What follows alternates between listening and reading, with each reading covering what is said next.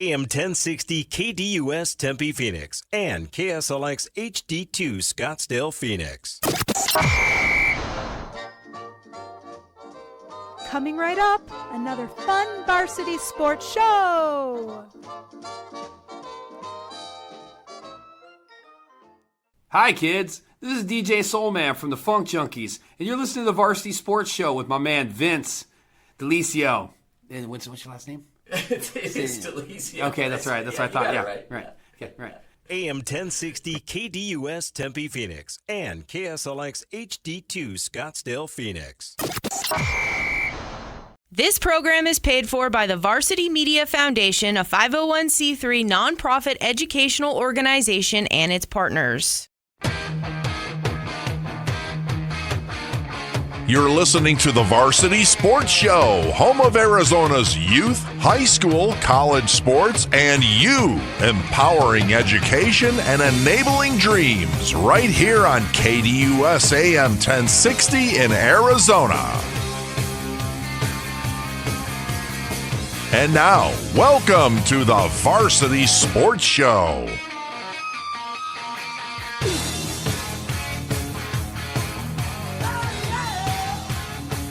Good morning, ladies and gentlemen. Welcome to the Varsity Sports Show on AM 1060 KDUS Arizona.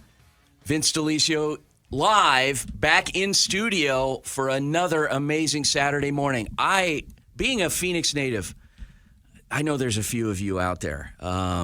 First of all, thank you for joining us this morning. I love this valley. I grew up here. I tried to move away a couple of times, and I found myself coming back because I just love it here. I could tell you, and I know there's a couple of Phoenix natives in the studio, and there's a few of you out there listening. I could literally tell you what happened on every single corner in this city, both good and bad, both before midnight and after midnight. I know things about this town that keep me here, and I just love it here. I don't want to waste a lot of time, and I want to take time, first of all, to thank you again for joining us this morning on what is arguably the number one radio show in Arizona on Saturday mornings, on weekends. I said it right there. There's others out there that may say they are, and I don't mind being number two, but I really like being number one, and it's because of our amazing contributors and our amazing team. It has nothing to do with me. But that being said, we are joined in studio by a brand new team this fall, an amazing group of young people, and I say this because they just have so much talent. Now, I'm going to go around the horn here. Our co-host today, from the Cronkite School of Journalism, young man by the name of Ryan Sikora. Ryan, how are you? Good, Vince. How are you guys? We are wonderful. Thank you. We are going to have an amazing journey this morning. We're also joined by a couple of others here. We have with us Mr. Lorenzo Lopez. Lorenzo, also from Cronkite. How are you, Lorenzo? Good. How are you doing today? Good, man. Lorenzo is a big soccer fan. So when he saw that the advertisement that we were looking for football interns, I think he didn't quite understand what he was getting into. But it's the other football. But we'll cover some soccer for you. Okay. And then we've got Mr. Jason Goldie. Jason, how's it going? Great. Awesome. And then also we have Carol Goldie, who Jason, who is Carol? She's my mom. Okay, good. Well, welcome. She was also your ride apparently today. Yeah, well, welcome, she is. Yeah, okay, so you need her because I'm not taking you home.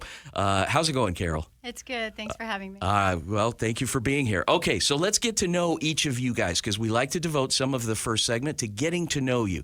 In one sentence, Ryan, how did you get involved? Ryan Sikora, how did you get involved with sports journalism? I'm a Cronkite junior from the Valley. I grew up in a bunch of different homes growing up, and we got out here, and I've always loved sports, and I found my way out here and found Vince. You know, we met 4 years ago. Too long ago. Yeah. You were a high school senior, and you ran cameras for us, and you hated it. Yes. But look at where you are now. You are arguably Cronkite's number one broadcaster, and we landed you. Yeah, big argument. Well, yeah, but you're still in the argument. So, okay. Lorenzo, tell us about your background. How'd you get here? Well, I started refereeing once I graduated high school, and then I just saw that, you know what, I'm not going to get far with it. So I went through the referee path of soccer, which is actually something I'm really passionate about. Yeah. And I wanted to stay super involved with sports, so I went into Cronkite and stayed in sports journalism. went in here and there, not taking it super seriously, but now I'm in my last semester and I'm all in. You know, it's interesting. First of all, I got to say this, and I don't say this lightly because referees take a lot of heat in any sport. Do you ever fear for your life when you're calling a game? No, not really. Okay. Because I know if something happens to me, then it's not me that's going to get in trouble. It's going to be the other guy. So, like, if they do anything with me, it's not on me. It's on them. Okay. All right. Okay. Well, apparently very brave. And then we have Jason Goldie. Jason, you have some special talents. First of all, you attend the Cronkite School of Journalism at ASU, like your classmates here. But you also have a very special talent in that you want to share it with our audience regarding the spectrum. Talk about the spectrum. Yeah. Go ahead. Sorry. Yeah, I have autism spectrum disorder. I was diagnosed when I was 2 years old, and I find that it gives me a lot of gifts. And the major gift that I have is I have a memory like an elephant. That's right. There you go. Like an elephant, for God's sake, man, but much smaller size. So what? Okay, so we're going to get to know you as the show goes on. So I'm very thrilled. Last night we worked a game. Jason, we rotated people around because you're going to be doing some broadcasting for us and some camera work production this season for us. How did it feel being in the chair calling the game as a play-by-play broadcaster? You did about half a quarter last night at Bourgate. How did that feel? It felt amazing. I did play-by-play for half a quarter and then color for half a quarter. And you also, did you get a chance on the camera last night? I know we had a lot of people. No, I didn't. Okay, well, you will this season. Yeah. I did do some camera work for a class that I did last summer. Okay, all right. So you had a good time last night, and I heard some of your call too. It was very impressive. So I'm very impressed with you, Jason. You did a great job, as the rest of you guys. Ryan, you stepped in, did a good job. You carried it through. Lorenzo, you had a chance as well. Once you got over the whole stigma that the ball is shaped a little differently, you actually did a good job, right? Do you ever feel sorry for officials when you're watching a game? Or are you like, man, you should have made that call. You screwed up. Yes and no, because sometimes they're taking a lot of heat when they shouldn't be. I'll be like, okay, the official's 100% right, and I'm like, all right, why are they arguing with this guy? Yeah. And then there's other instances where I'm like, okay, the official clearly messed up that decision. Yeah. He kind of deserves it, because I've been in that situation before where I'm like, okay, I clearly made the wrong decision, and I'm taking all the heat for it, and I deserve it. Okay. I'm pretty harsh on myself. You are. Too, You're pretty hardcore. All right. Joining us on the line, the sports information director from Brophy College Prep. His name is Steve Shaff. Steve, good morning, sir. Good morning, Vincent team. How are you guys doing? Oh, man, we are amazing. Steve, you're here to make a major announcement with us this morning. What is that announcement? Besides you save 15% on your car insurance, what else? We're very excited at Brophy College Prep and with our athletic program and specifically our football team to be part of the broadcast team with the Varsity Show and have 7 of our games shown this fall and be part of this weekly show each Saturday morning with Coach Jewell. Yeah, exciting football. We are excited as well to partner up with Brophy College Prep. And we've covered games here and there, but this year we're committed. We're fully bought in, and we're going to be doing a majority of the games. Hopefully, some playoff action as well once we get to postseason. But we thank you so much. Steve is a longtime sports information director. He's worked at the college level, he's worked at the high school level, and he has a good eye for broadcast talent. So he was the one that helped kind of get this over the line. So thank you so much. And we're also going to have the Broncos report with Coach Jewell every week as well. Steve, what are some good things in our final minute with you that some things going on at Brophy over the coming week? We got a game. Yeah, it's exciting. Start of the season. We had our first scrimmage this past 2 nights ago, and all of our 3 of our football teams getting action this week, starting and including our varsity team on Friday against Williams Field. All of the sports for the high school season here in Arizona are getting going. Our defending champion state golf team opens up play on Tuesday. They have their returning senior, who is the returning state champion, committed to Auburn. So they look to have another great year this year. But we're excited about playing some football games after playing against each other for practice for the last month. All of our kids are excited, and we're excited to have the debut game on Friday night against Williams Field. Awesome. We can't wait. You guys can find those games either heading to Brophy Prep's website with a link, or you can find it direct on our Twitter. We'll put a link up. All of our games will be broadcast not only through NFHS simulcast as well as on YouTube. Steve Shaff, Sports Information Director from Brophy, thanks again for joining us here on the Varsity Sports Show. We'll be in touch.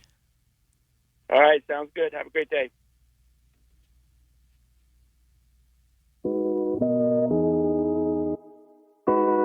Hi, I'm Aaron Decker with the Varsity Sports Show, and I cover athletics across the Valley. And today we're going to look at the Arizona Cardinals as they head into their second preseason game and look at who will or won't be on the field this Saturday when they face off against the defending Super Bowl champion Kansas City Chiefs. The Cards had good news at the start of the week when the team announced that tight end Zach Ertz was returning from the PUP list. Ertz was back in pads for the team's practices this week, missing just one practice due to a cold. The tight end is rebounding from a season-ending knee injury that occurred in Week 10 last year, but fans shouldn't expect Ertz to see any time on the field on Saturday. With Ertz just now returning from a long rehab, the team will likely play it safe with Ertz and slowly ramp up his return. A couple notable absences from Wednesday and Thursday's practices were quarterback Jeff Driscoll and outside linebacker Cameron Thomas. Head coach Jonathan Gannon said Driscoll is dealing with residual effects from practice, while Thomas has also residual effects from last week's game against the Broncos. Driscoll did not suit up last week, but Thomas did have a solid outing in the first preseason game, earning 3 tackles and 1 sack. One final player who actually returned from injury last week is rookie outside linebacker B.J. Ojulari. The rookie has been a player many are excited to see on the field. Ojulari was drafted in the 2nd round this year, but is only recently getting valuable reps due to a knee injury. That doesn't mean he will see any snaps against Patrick Mahomes, though. Here's Gannon on whether Ojulari will have his pads on come Saturday. Not sure yet. We're going to be smart with him. I need to see some things from him in practice before I feel comfortable putting him out in a game. Well, that is going to do it for this rundown of the Cardinals injury report heading into their second preseason game. I'm Aaron Decker with the Varsity Sports Show. Welcome back to the Varsity Sports Show, AM 1060 KDUS Arizona, back in studio in Phoenix. And, we're right down the street, actually. We're on 52nd Street, Hubbard Radio. Those of you longtime Phoenicians like myself, we're a stone's throw from the old East High School, which now has the 202 going over what used to be the football field, and then the Motorola plant, the big Motorola plant up the street. My mom worked there for about 20 years when I was a kid, but yeah, we're situated in a very historic part of the valley here in Phoenix. You could see the tower, the control tower for Sky Harbor, as well as a nice view of South Mountain. But I digress. I could go on for, like I said, for a long time here. All right, so Ryan, what do we have coming up after the break? Well, we're going to have a chance to learn more about everybody in here, except for Vince. You guys know enough about him. We're also going to get a chance to talk to Zach Hill, the new head coach of the Saguaro Sabercat football team. Out is Jason Mons. He's at ASU. Zach Hill comes in. He's got a chance to continue to build on a legacy of success at the Scottsdale school. We are going to have a fun time, get a chance to chat with him before their opening game on Friday night against ALA Queen Creek. Awesome. Guys, don't go anywhere. We'll be right back here on the Varsity Sports Show, AM 1060.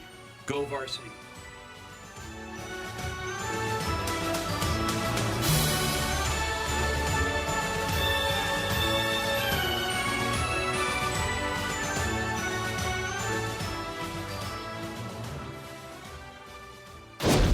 Ready to bring KDUS AM 1060 into your home with Alexa? Hi, I'm Alexa. Download the KDUS AM 1060 skill and enable. Then say, Alexa, open KDUS AM 1060. This is where I start my day. Hey everyone, my name is Jason Goldie from the Varsity Sports Show. I love sports and fell in love with sports broadcasting back in high school. I can't wait to bring you my unique perspective because I am on the autism spectrum and sometimes I view things a little differently. Training Better Athletes was founded by renowned football coach Ron Sowers with the philosophy of training well-rounded young people in mind and body. TBA is the go-to for middle schoolers through the pros. Coach Sowers has worked with all sports but specializes in football offensive and defensive line skills training. Whether it's one-on-one or group training, reach out to Coach Sowers at trainingbetterAthletes.com or call him at 602-435-9064. You can't cheat the grind. Hey, local businesses, join the Varsity Sports Show and promote your business on our weekly radio show and game live streams. We have several options to promote your business affordably and reach our incredible audience. Call, text, or email us anytime if you'd like more information on joining our team. The Varsity Sports Show will work hard to promote your business through our audio and video platforms while also promoting all of our young people. 480-779-9437 or email us at varsitysportshow.com. Hey guys, Vince here to talk about Angel Dentistry. It's where my wife and I have gone for over 10 years, and we trust them with our routine and extensive dental care because they care. Dr. Amber Angel is an Arizona native, born in the town of Miami, and has been practicing in the Valley over 20 years. For general to comprehensive dental services, call 602-788-2008. Located off of Cave Creek Road just north of the 101 in North Phoenix. Angel Dentistry, proud supporters of our young people and proud partners of the Varsity Sports Show. Need social information about KDUS AM 1060? Try KDUS1060.com, at KDUS AM 1060 on Twitter, and Facebook.com/KDUS AM 1060.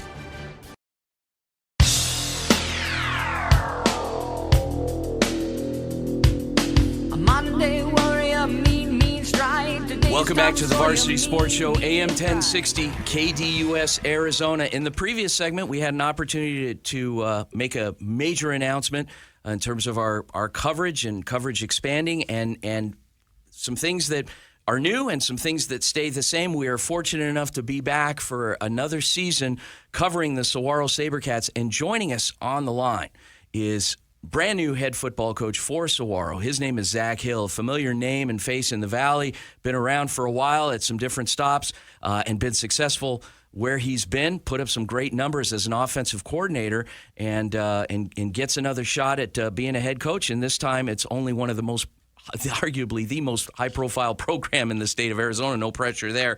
Coach Hill, good morning, sir. Good morning. How you doing? Coach, we're doing great. And talk to us about your preseason. How have things been going and expectations? Yeah, no, it's been going great. I mean, our guys are excited to finally get into a game week. You know, we were just talking the other day about, the process and me getting there in January and going through some off-season stuff, spring ball, and going through summer and summer camps, and now fall camp, and now finally getting into game week. It's been a good process. I think our guys are ready and excited to finally get under the lights on Friday night, play somebody else. Your expectations above where you originally came in? Okay, how so? Yeah, no, expectations, I mean, we're just taking it one day at a time. I mean, the expectations are obviously high.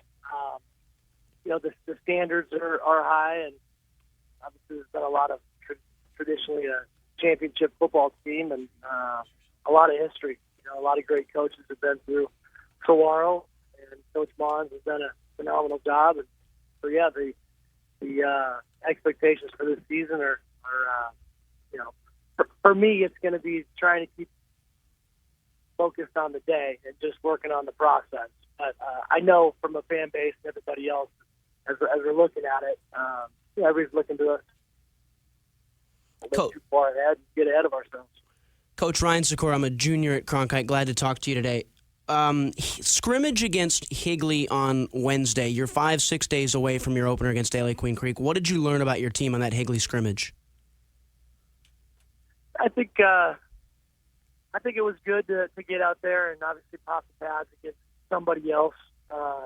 And really those scrimmages are about blocking, tackling, lining up, being organized, and making sure our operation, is good from sideline operations, offensively and defensively, and just getting out there and just getting a little bit of that game feel. But as far as the team goes, I think there was some really good things. I think we've got good skilled players, and our defense did a really good job of holding them out of the end zone. And I think our offense can be pretty explosive, with the guys that we've got. Mason Bray at quarterback, and he's able to make all the throws and make throws when he's got pressure on him and be able to extend plays. And he's very accurate. So, and with the group of wide receivers that we've got and running backs, and Coach Martinez does a phenomenal job with our offensive line. So excited about the offense and seeing where we're able to go, and how we perform in this first game against ALA Queen Creek. And defensively, we've got a great defensive staff. Andrew Hurley's our defensive coordinator, and he was the defensive coordinator at Pinnacle at one point too. Doing a good job with the defense, but we fly around, and our guys we got some good athletes. Joined on the line by Saguaro head football coach Zak Hill. Coach Hill, who, of course, last year won a state championship as the offensive coordinator at ALA Gilbert North. And prior to that was the offensive coordinator for Herm Edwards out at Arizona State University. Really knows the offense and obviously knows how to run a program and is going to be faced with that task this season. Coach, we are so grateful, so honored that we're going to get an opportunity to continue our coverage of Saguaro Sabercat football. We're going to be working with you a lot this season and looking forward to having you back week after week for the Sabercat Football Report. Thanks again, Coach. We'll talk to you next week. Good luck. Awesome. Thanks. Appreciate it, guys. So that was I can't tell you. I have been the play-by-play voice of Saguaro Sabercat athletics now for the last couple of years. This year, I'm taking a little step back, and there's unfortunately for this person that has to step into the hot seat. He's faced with a monumental Herculean task. You never follow a legend. You cannot follow a legend, but this guy is faced with following a legend. Who is that guy? Well, it's not Vince DeLisio because he's not a legend. Okay, so who's going to be the play-by-play voice of the Saguaro Sabercat football team this season? I think his name's Ryan Sikora. Okay, there you go. All right. Well, you drew the short straw, so we'll see how that goes. But a lot of eyes and ears are going to be on those games as well as all of our other partners. And as we get through the show, you're going to find out who some more of those partners are. Many of you already know who they are, but so excited. As I said, this is an amazing opportunity for all of you guys. You're stepping into some interesting stuff this season. Going to be a lot of fun, and looking forward to playing out the rest of our show as we go through. Corey, take it away.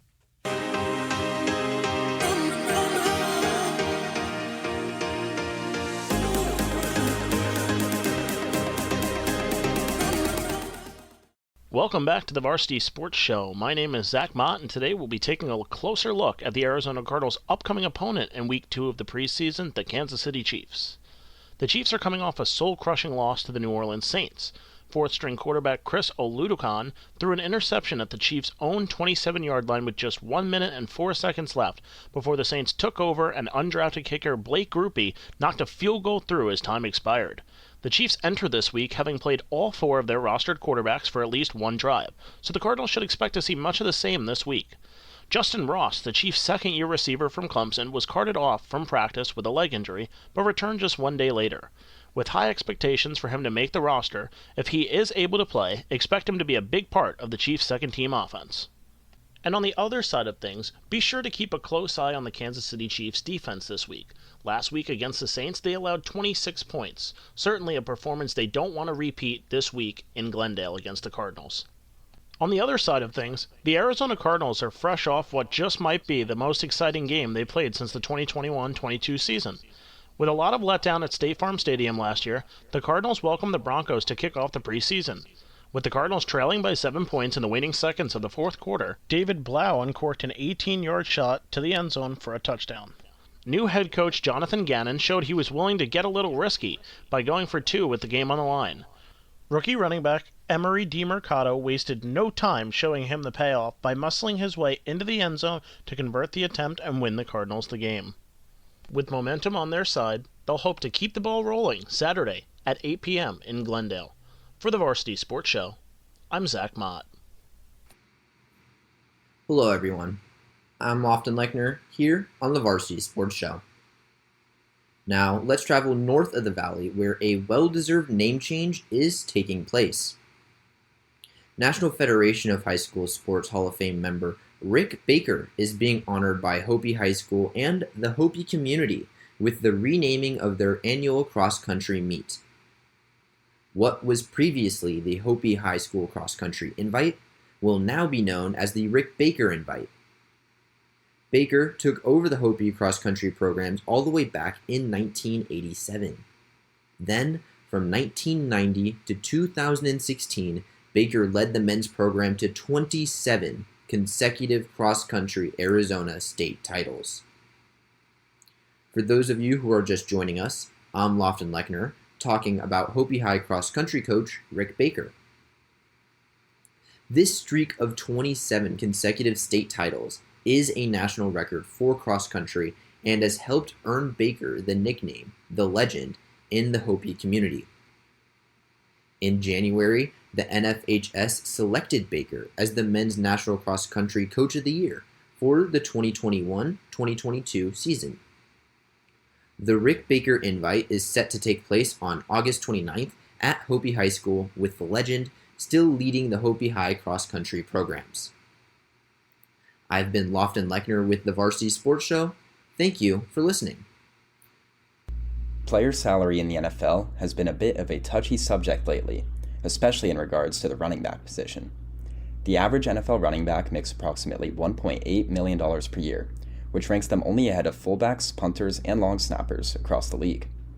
Many players have spoken out about how unfair this is, considering the impact running backs have in each game and how often they are putting their bodies on the line. Recently, some NFL stars have expressed that this issue needs immediate fixing. Jonathan Taylor, Saquon Barkley, and Josh Jacobs have all threatened their teams with holding out from training camp until they get signed to contract extensions with more guaranteed money. The Jonathan Taylor negotiation has expanded into a classic Twitter war between him and Indianapolis Colts owner Jim Irsay.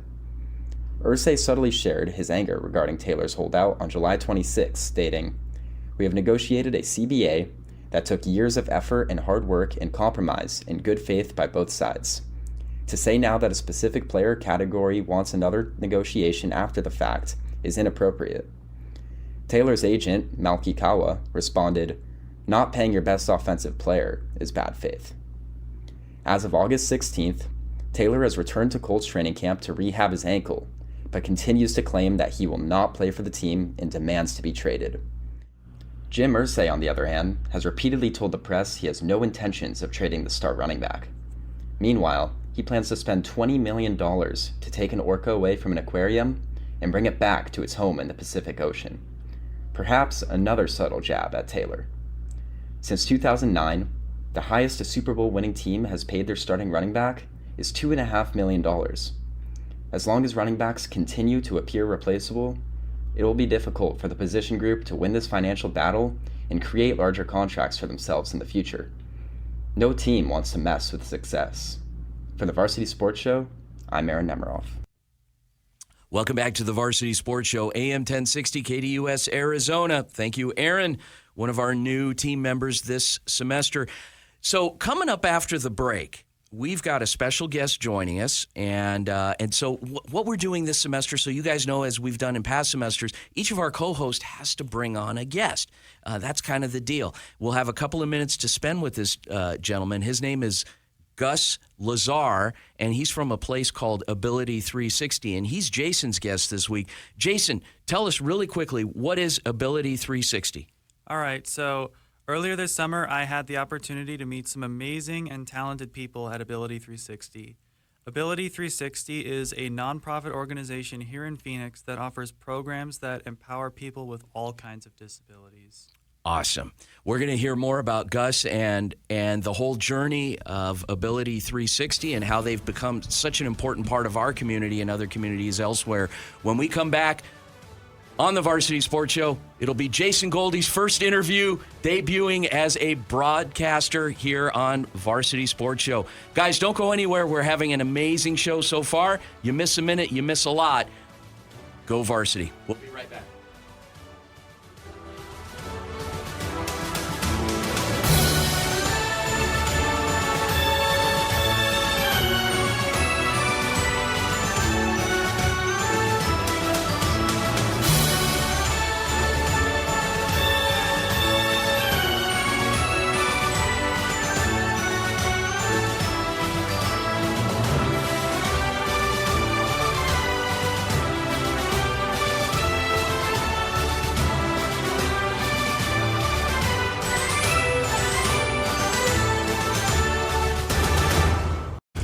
Your caddy, Ray Adams, takes you beyond the 18th hole on Saturday mornings with Great American Golf from 6 to 7 a.m.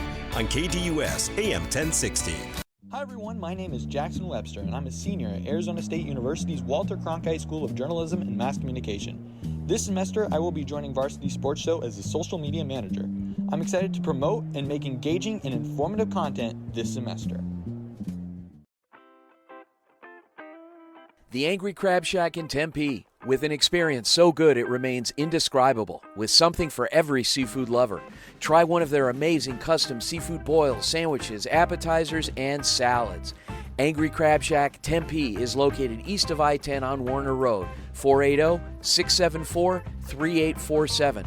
The Angry Crab Shack in Tempe. Come ready to eat.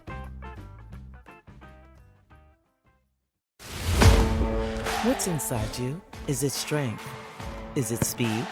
Is it knowledge of the game? Unlocking the greatness inside you means digging deeper, running faster, and going further than you can on your own. Banner Sports Medicine High Performance Center trains the athlete in all of us with technology, techniques, and hands-on experience customized to you. See what you're capable of by unlocking the greatness inside of you. Tune in weekdays to the Sports Zone with Bob Kemp from 9 to 10 a.m. on KDUS AM 1060, KDUS1060.com, and with the KDUS 1060 app.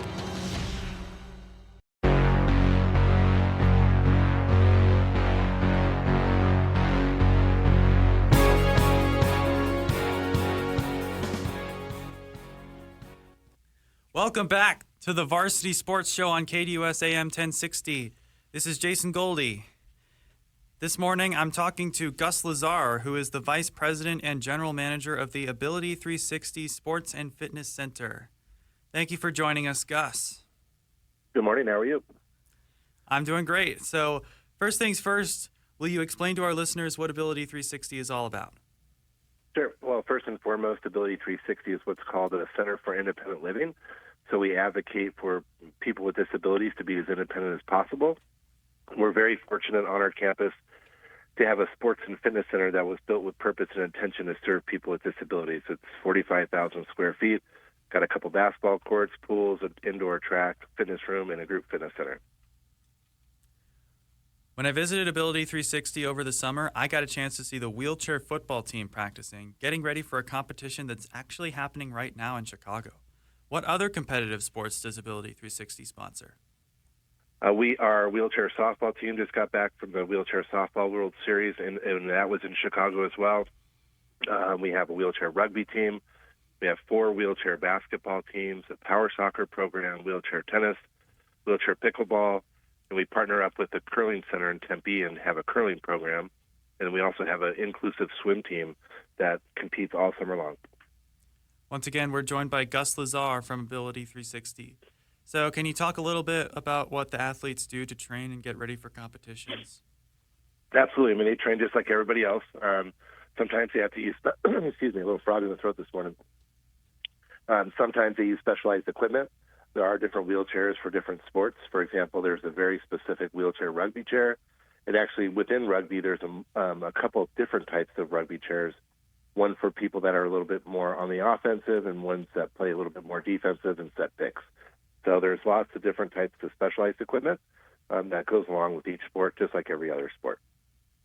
Do any of the athletes or teams that train here go on to compete in the Paralympics and other world championships? Our athletes that are on our wheelchair softball team are on Team USA wheelchair softball, and they'll be going to Tokyo in October to compete. A couple of our athletes have competed in the Tokyo Paralympics. Caitlin did para-canoe and para-kayak, and Joe Jackson, who's a local athlete, played wheelchair rugby and actually got a silver medal. And then Ryan Penny, who comes in our doors here and there, he won the bronze medal in hand cycling in Tokyo as well. Awesome. I have one more question for you, Gus. Sure. Ability 360 has been around how long? As an organization, we've been around for over 42 years supporting people with disabilities. Amazing. Our Sports and Fitness Center will be 12 years old in October.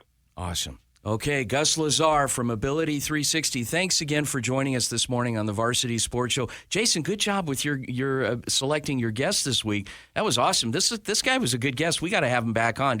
Gus, are you willing to come on and join us again down the road? Happy to come back. Okay, we'll make sure we won't ask you tough questions next time now that we got that out of the way. But thanks again. I'm ready for it. Okay, Gus LaZear from Ability 360. Corey, take it away.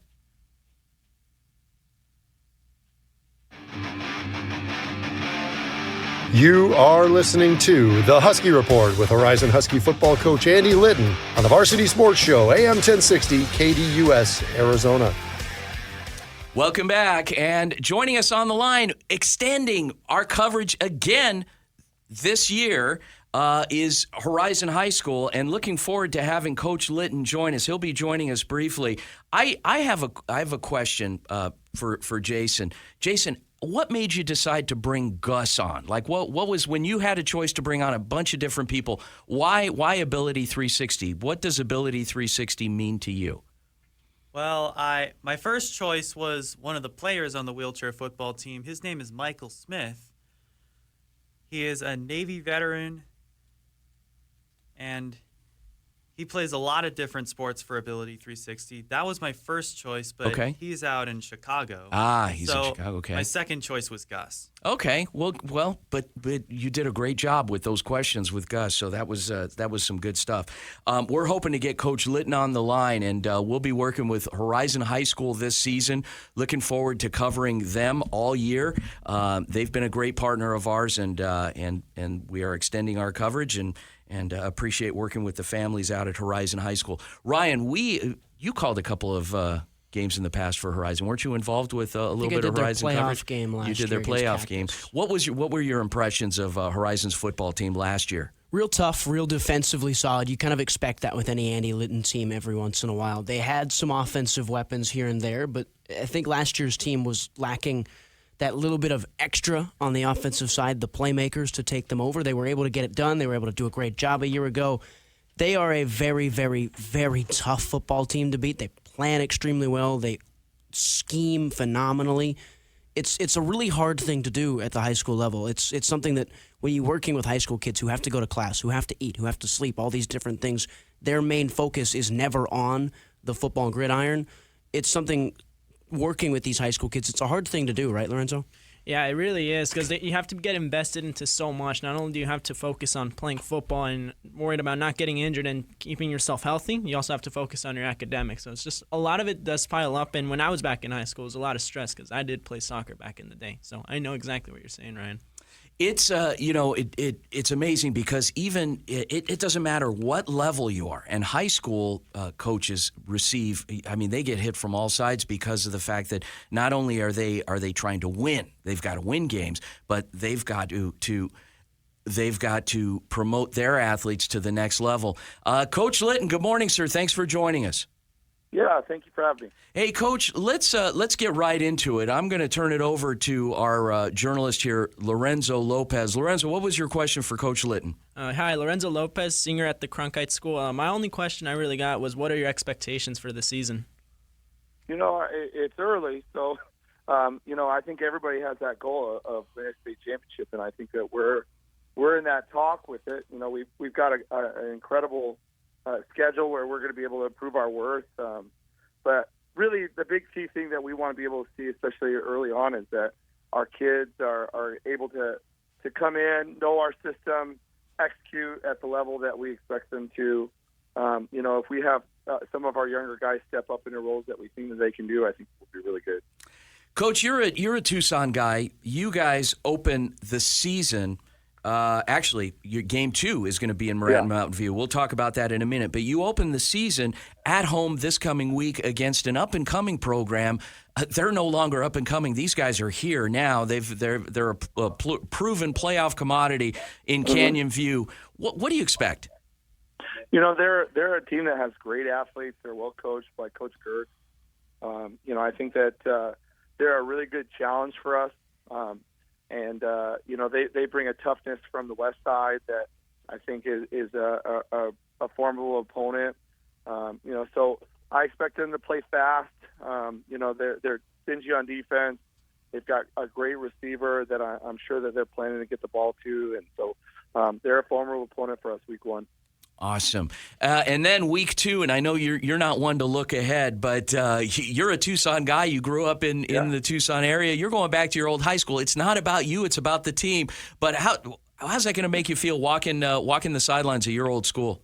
Yeah, it's been a while since I've been back there, and then not only did I go there, but I coached there, and that's where I started teaching. So I was looking forward to actually going back there, but it sounds like their field might not be done, so we might be taking a trip down the road to CDO to play them. But it's going to be kind of surreal to see, your alma mater and in your old school colors and hear the fight song, and I'm sure it'll bring back some memories. But I'm sure that'll end real quick once the game starts and we get competitive. I bet it will. But anyway, all right, Coach, thank you so much for jumping on. We appreciate the opportunity to work with you once again this year, and we just enjoy the partnership. You guys have been exciting to watch the last couple of years, and you've been extremely accessible to us, and we just appreciate you for it. Andy Litten, head football coach at Horizon High School, getting ready to kick off their season, hosting Canyon View on Friday night. Thanks again, Coach. Have a great one.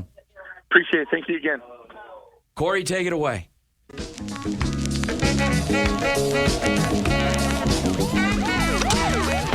Hello and welcome back to the Varsity Sports Show. My name is Tortorella, and today I want to talk about ASU football. Now, ASU football has consistently been in the headlines for a little less than a year now, first starting with the firing of head coach Herm Edwards on September 18th. Then, after a sluggish 2022 season, the program needed a fresh face, and they got that with the hiring of Oregon's offensive coordinator Kenny Dillingham on November 27th. Dillingham's time in Oregon was a successful one, leading the Ducks being one of the premier offenses in the Pac-12.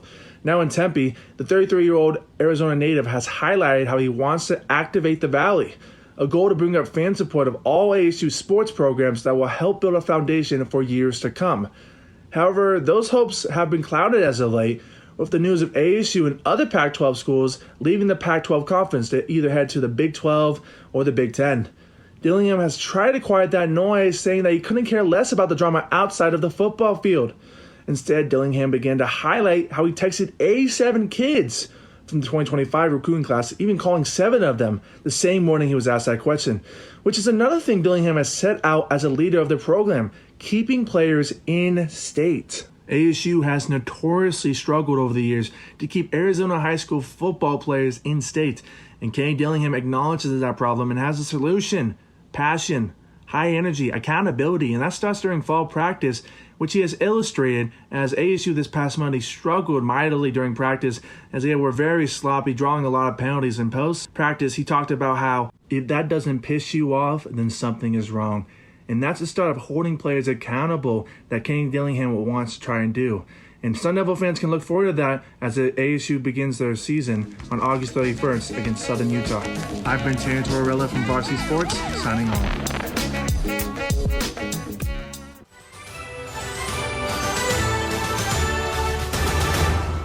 Have you downloaded the KDUS AM 1060 skill for Alexa yet? Food. Alexa is frustrated. No matter how many times do you ask, the answer is mail, chicken. Once you're ready, say Alexa, open KDUS AM 1060 to listen to your favorite shows. My name is Krikorian, and I'm a sophomore studying journalism at the Wolter-Sanchez School of Journalism and Mass Communication. I am thrilled to join the Varsity Media Foundation as a technical director following Horizon High School football this fall. You can find me on Twitter and Instagram at Kyle Krikorian. Hey, local businesses, join the Varsity Sports Show and promote your business on our weekly radio show and game live streams. We have several options to promote your business affordably and reach our incredible audience. Call, text, or email us anytime if you'd like more information on joining our team. The Varsity Sports Show will work hard to promote your business through our audio and video platforms while also promoting all of our young people. 480-779-9437 or email us at varsitysportshow.com. When you think of family restaurants and sports bars, think Bonfire. Bonfire is part of the Tempe landscape, supporting local schools. Join the Bonfire Booster Club Challenge. Mention Corona del Sol, Desert Vista, Marcos de Niza, Mountain Point, or Valley Christian, and that school's sports program will earn loyalty points. The winner after football season will earn a fundraiser at Bonfire. Come for the food and fun, support the community. Bonfire, open every day east of I-10 on Warner. Show your game ticket all day Friday and Saturday and get 15% off. 480-306-6801. We'll do what's best for the team, and we'll do what's best for you. The Rich Eisen Show, coming to you weekdays from 3 to 5 p.m. here on KDUS AM 1060 and KDUS1060.com.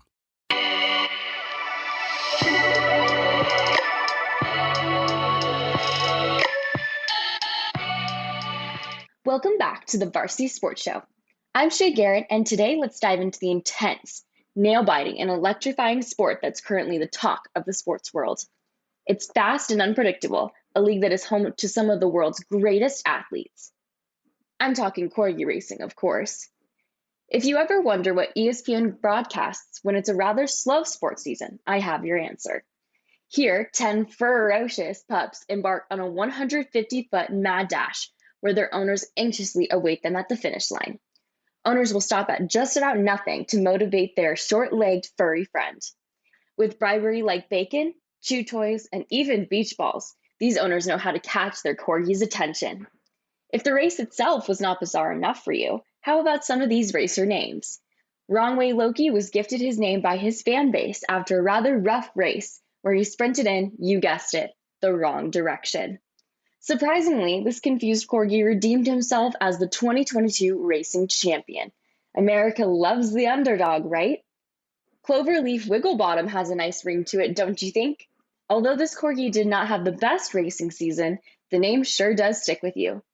As cute as it is, these corgis came to win. Once that whistle blows, these furry Hot Wheels will do anything to make it to the top of the podium. The championships were held in Washington this year, but the sport's popularity is quickly spreading across the nation. Because in corgi racing, it's a dog-eat-dog world. For the Varsity Sports Show, I'm Shea Garrett. My name is Krikorian, and I'm here to give you the Week 1 preseason recap from the NFL and a preview of Week 2. I'll be highlighting one of the two desert teams in the league, and it's not going to be the Arizona Cardinals. It's the Las Vegas Raiders. Yes, it's hard to remember that the Raiders are in the desert, but that's right, Vegas is still in the desert. One of the main talking points coming out of Vegas in their matchup against the San Francisco 49ers was quarterback Aiden O'Connell, who threw for 141 yards and 15 completions, a touchdown, and had no interceptions, had an overall great game. In a post-game press conference, head coach Josh McDaniels said, "I thought he generally handled himself well for the first playing opportunity. He's going to learn a lot, and he'll take every opportunity to improve." And that's the exact player that the Raiders wanted when they drafted him straight out of Purdue in the 4th round this year. Going forward, what does this mean for the Raiders? Well, obviously, this doesn't mean that Aiden O'Connell is competing for Garoppolo for the starting position at quarterback. This just goes to show how much depth that the Raiders have at the quarterback position, with Garoppolo in the first slot, veteran Brian Hoyer in the second, and then Aiden O'Connell sitting at number 3. And while we're on the topic of quarterbacks, the fans got to see Jimmy Garoppolo in the silver and black for the first time in Vegas. This Saturday, August 19th, the Raiders will be traveling to Los Angeles to face off against the Rams, who lost their first game in the preseason against the Chargers 34-17, with Stetson Bennett taking most of the quarterback reps for the Rams.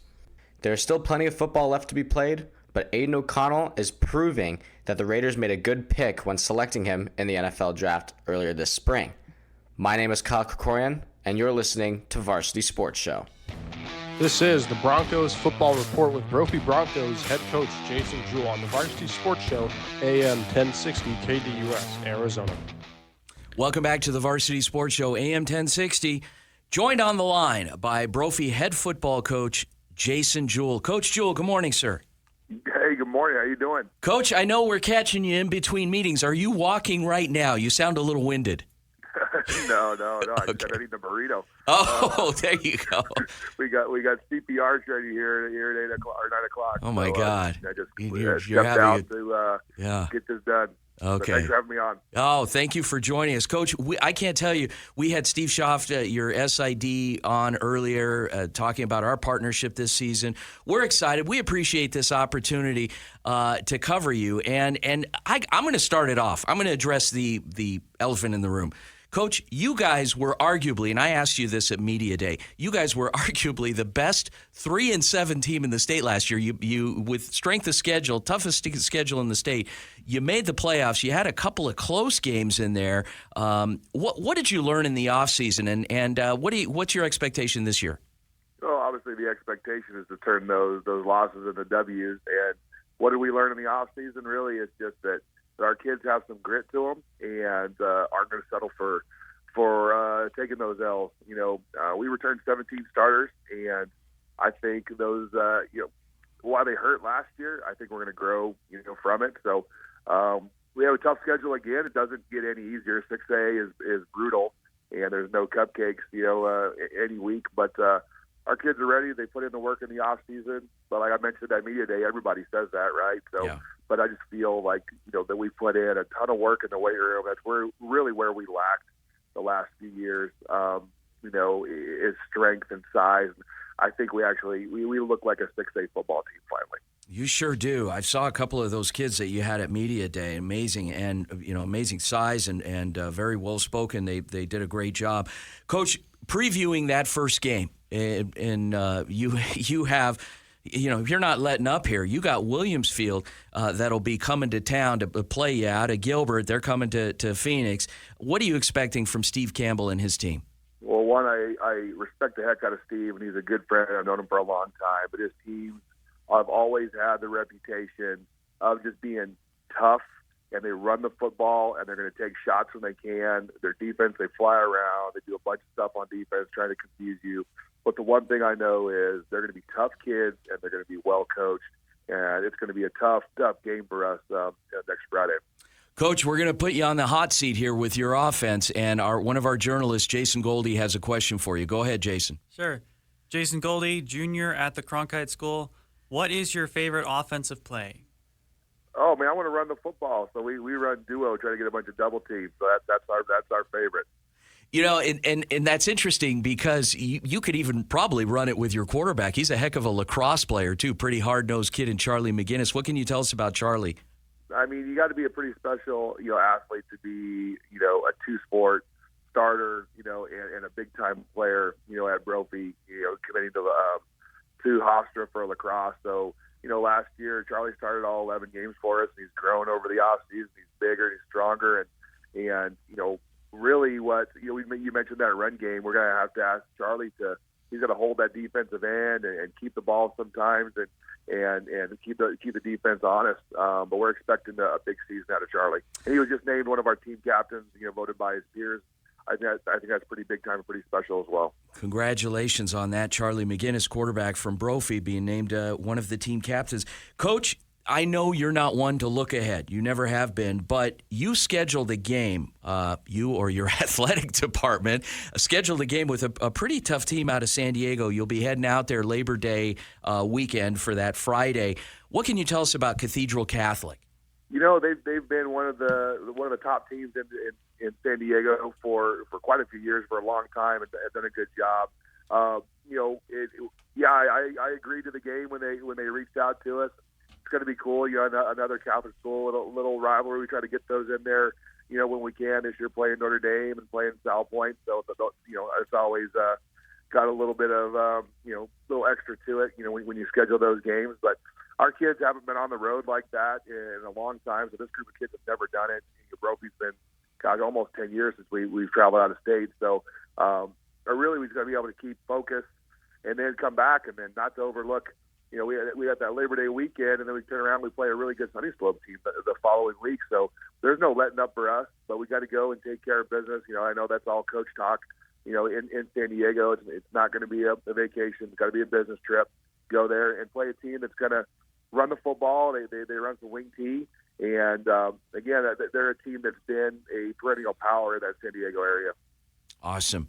Jason Jewell, head football coach at Brophy College Prep. Looking forward to bringing you game one, hosting Williams Field. Our team will be covering it. Coach, thanks again. Have a great weekend, and we'll circle back with you next week. Awesome. Talk to you later. Take it away, Corey. Human failure has always been an issue for umpires or referees in major sports, but Major League Baseball is trying to prevent that as much as possible. In recent years, the MLB has been testing ways to try to clean up the sloppiness of umpires.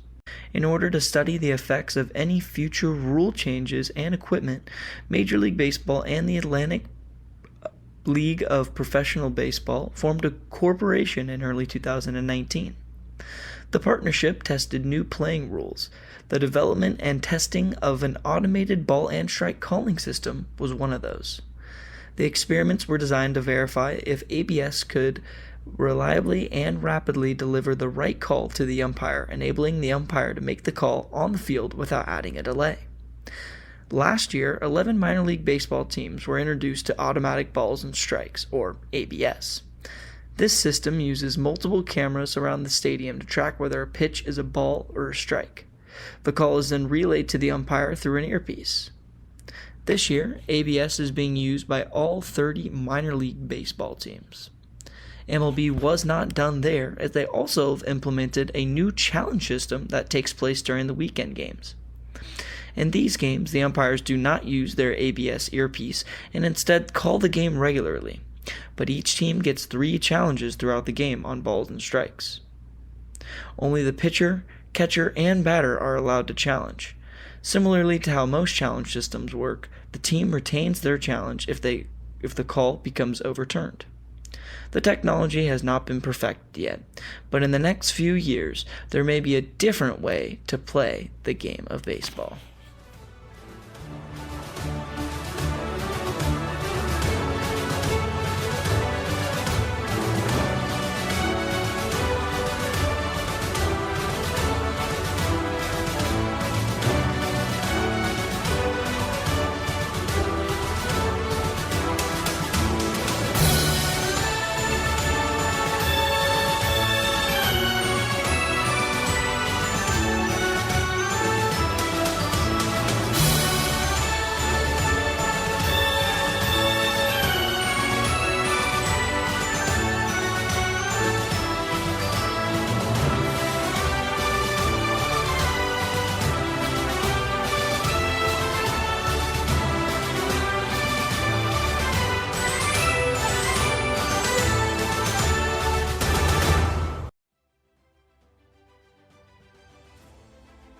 Thank you for listening to the Varsity Sports Show, where our mission is to empower education and enable dreams, creating an unmatched platform to showcase talent both in front of and behind the microphone in radio, television, podcast, and live streaming.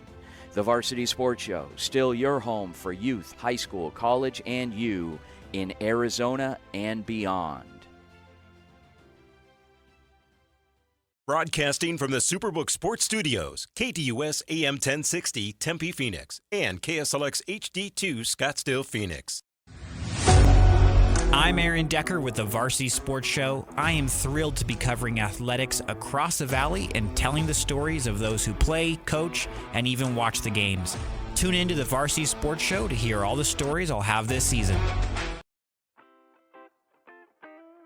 The Angry Crab Shack in Tempe, with an experience so good it remains indescribable, with something for every seafood lover. Try one of their amazing custom seafood boils, sandwiches, appetizers, and salads. Angry Crab Shack Tempe is located east of I-10 on Warner Road, 480-674-3847. The Angry Crab Shack in Tempe. Come ready to eat. Hello, my name is Ella Wolter-Sanchez, and I'm so excited to be a fall 2023 Varsity Sports intern. I'm currently a senior at Arcadia High School and host the morning news. My dream is to be a sideline reporter for an MLB team. I'll be hosting the Scottsdale Sports Report. See you then. I'm Aaron Decker with the Varsity Sports Show. I am thrilled to be covering athletics across the valley and telling the stories of those who play, coach, and even watch the games. Tune in to the Varsity Sports Show to hear all the stories I'll have this season. AM 1060 KDUS Tempe Phoenix and KSLX HD2 Scottsdale Phoenix. This program is paid for by the Varsity Media Foundation, a 501c3 nonprofit educational organization, and its partners. You're listening to the Varsity Sports Show, home of Arizona's youth, high school, college sports, and you, empowering education and enabling dreams, right here on KDUS AM 1060 in Arizona. And now, welcome to the Varsity Sports Show.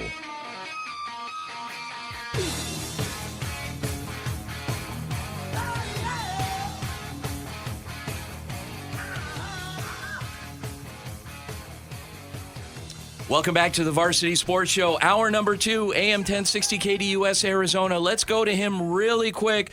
We are joined on the line by local recruiting guru, Coach Lou Perrone. Coach Perrone, how are you, sir? Good morning, Vince. How are you guys doing? Oh, we're getting through, Coach. We've got a fast-moving show. We've got 3 of our valuable, amazing staff joining us in studio. You called in. Thank you so much for calling in today. You were at a game last night. Unbelievable game. Paradise Honors versus Thatcher. I'll tell you what, they have some superstars on that Paradise Honors team. He's the number 2 underrated quarterback in the country, Gage Baker. If you have a chance to go see this young man play, you've got to go check him out. Loaded with weapons. I mean, just that team, Coach Josh Goodlow is stacked and ready to make a title run over there. You obviously are a big fan of Coach Josh Goodlow and Paradise Honors, but this young man, Gage Baker, he's got some weapons that he's throwing to as well, right? Josh Morales currently holds an offer from the University of North Dakota. He's got a young man named Garrison Ass that nobody knows about that's going to really explode onto the scene this year. Coleman Burkhart, I mean, he is surrounded by weapons. They have a pretty strong defense. Very well coached team. I would be shocked to not see them win 3A. I really would. Coach, you get yourself out there. Obviously, you work with a lot of young people, not only in the state of Arizona but nationally. Throw out a couple of names of some other undiscovered gems that you're working with. Oh boy, there's so many. Yeah. Well, here in the Valley, I'm a big Jake Barrow fan, and he has a quarterback and Connor Axley over there that I think is going to have an amazing, explosive season. Yeah, I'm going to be on this phone call for a minute. He is just somewhat quiet. Unbelievable. Coach, you got somebody else there with you?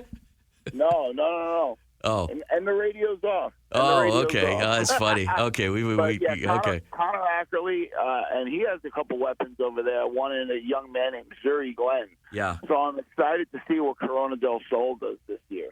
Awesome.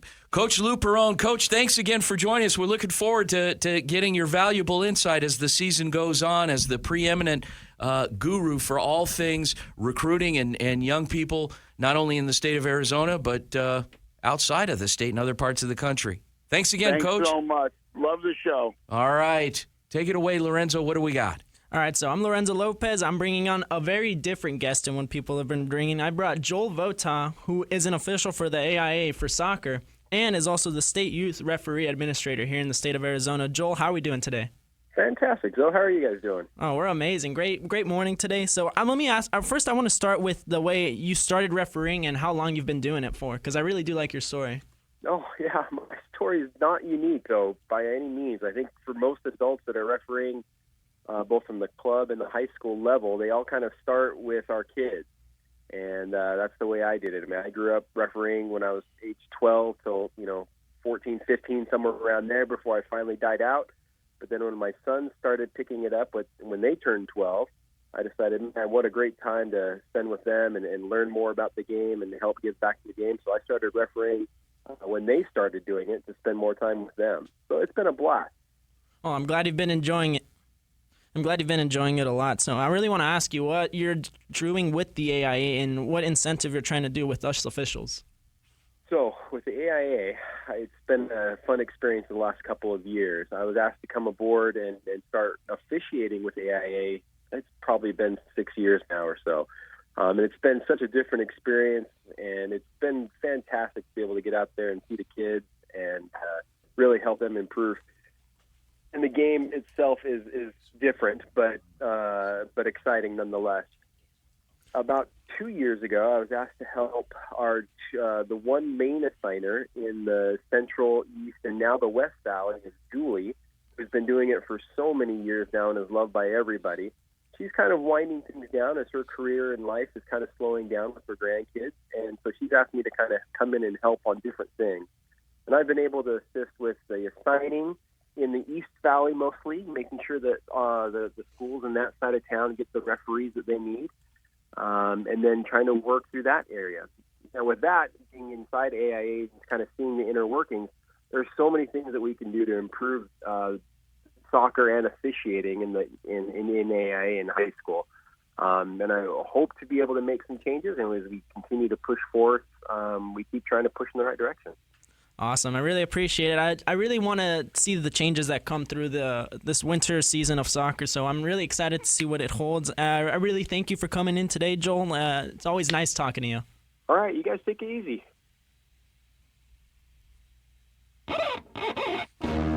Nobody pray for me. It been a day for me. Welcome to the Wolves Recap with Desert Mountain football coach Conrad Hamilton. All right, so that was, while we're waiting for Coach Hamilton to get set up here with our call, we're going to be bringing on Coach Conrad Hamilton from Desert Mountain. We're continuing our coverage with Desert Mountain. We are extremely excited about that, as we have been all morning. But Lorenzo, talking about soccer officiating and the commentary from Mr. Votaw here, where do you think that whole issue is going? So there's a lot of things that are going on with the AIA. But I personally, as someone who also referees soccer in the winter, I could also kind of tell you from my perspective is that there is not a lot of officials being able to cover the game. So usually, like in a very competitive high school game, like let's say you have Colhade and Alhambra, the big 6A school, big rivalry, you're most likely going to see the 3 officials on the game because there's no ifs, ands, or buts. If you have 2 officials, the game's not going to be called well. You're going to have issues. So those are the games that they need to prioritize, put in 3 officials, where sometimes there are going to be some call-outs and there's going to be 2 officials on a very competitive game, and the crew's just going to struggle. But it's not really their fault. It's really hard to call a game with just 2 officials, especially in a dual system. Well, and that's happening now in every sport to where what we're even seeing is there's games that, traditionally are on a set day. Like let's transition back to American football that, with high school football on Fridays, now we're seeing a lot more games on Thursdays because they don't have enough officials. And a lot of these guys are aging out, and it's hard to get the young blood, the fresh blood in there, but it's pretty good money too, isn't it? It's okay. I think one of the things that really doesn't help is the overtime rule, which I've never really been fond of. Now, the overtime rule in high school soccer is if the game is still tied, 2 10-minute periods of overtime. And if it's still tied, it stays tied. Wow. So it's kind of pointless if the game's just going to stay tied. I was like, all right, we're done. So people are just saying either pay us more if the game goes to overtime, or just don't have it at all. Just if a game ends in a tie, we're done. It's done. Yeah, and only in the playoffs you have overtime, then you go to penalties now. What type of training? Let's say I never played soccer competitively. What type of training is involved with becoming an official? I mean, is it pretty arduous? Is it a lot of work? With the AIA, not really. You just say, hey, I want to be an official for soccer. You just register on the website and boom, you can do it and you can have absolutely no experience. Wow. I mean, the assigners will ask you like, hey, what have you done? What's your experience? How good are you? What are you comfortable doing? No kidding. No? Wow. Okay. Well, I don't know that bodes well for some of the criticism that some officials take, but you obviously you have to have some type of knowledge or love for the game before you take the field. Otherwise, you are just going to get hammered. That's kind of funny actually, but it's true. I mean, there's a need. Guys, contact the AIA if you're interested in getting into officiating. I guess is the moral of the story. Doesn't matter what the sport is. Get out there and help out, give back, and make a few bucks in the process. We've had a couple of our intern team that have served as officials in different sports. Last semester we had Caleb Wiley, who was one of our interns and a Cronkite student. I think he just graduated, actually, but he was a basketball official, and it was in his family, I believe his mom. And that she was also a basketball official. So, all right, so let's transition. We're joined on the line by Conrad Hamilton, head football coach at Desert Mountain. Coach Hamilton, good morning, sir. Hey, what's going on, Vince? How are you? All right, Coach. So you're out there practicing and here in the preseason, getting ready for a big matchup. You guys are kicking off next week, and you are actually at Votaw. What can you tell us about Votaw? Well, I can't really tell you much, just from what I know about them from last season is, they're a playoff team. We played them last year, and they're our first playoff opponent here at Desert Mountain. Good scrappy team. They play in a good division. They always play good opponents. So it'll be a good challenge for us in our first game. We got to drive about an hour or so to get there. So it'll be fun. But I know, they're always well coached. Again, they have playoff caliber experience, and they play in a tough region. So, they're going to be a tough opponent for us.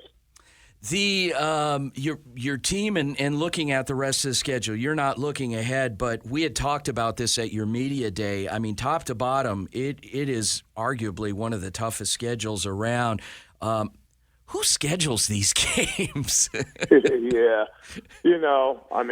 Listen, we don't really have much say in who we get on our schedule much anymore, other than, we want to keep this rivalry with Chaparral. Yeah. They put we didn't have any say on who's in our section, right? I'm looking at our section right now. They have 3 or 4 of the last 5A state champions in there. You got LA Gilbert North, who won the championship last year in 4A. Higley won it last year in 5A. Notre Dame Prep and us have been in the semifinals the last couple of years. Horizon won it 2 years ago. And then, you look at Cactus Shadows, they've also won a championship some point in time during their tenure there in their area in Cave Creek. So, it's a tough region for sure. Then you look at teams like Campo Verde, they're normally a big, strong, East Valley team. And Cactus was a state runner-up in an open team the other year. And, of course, Sunrise was a champion as well 3 years ago. And then you have the 6A Chaparral. So, yeah, the people that were scheduling for us or whatever weren't very kind. Weren't very kind. Coach, you're going to have to, to step up your game and be a little nicer to those schedulers. I don't know, but anyway. Plus 3 of the first 5 are wow. West Valley hour away drives for us, too, from a travel standpoint. So we have to be focused and locked in. I guess, you want to be the best.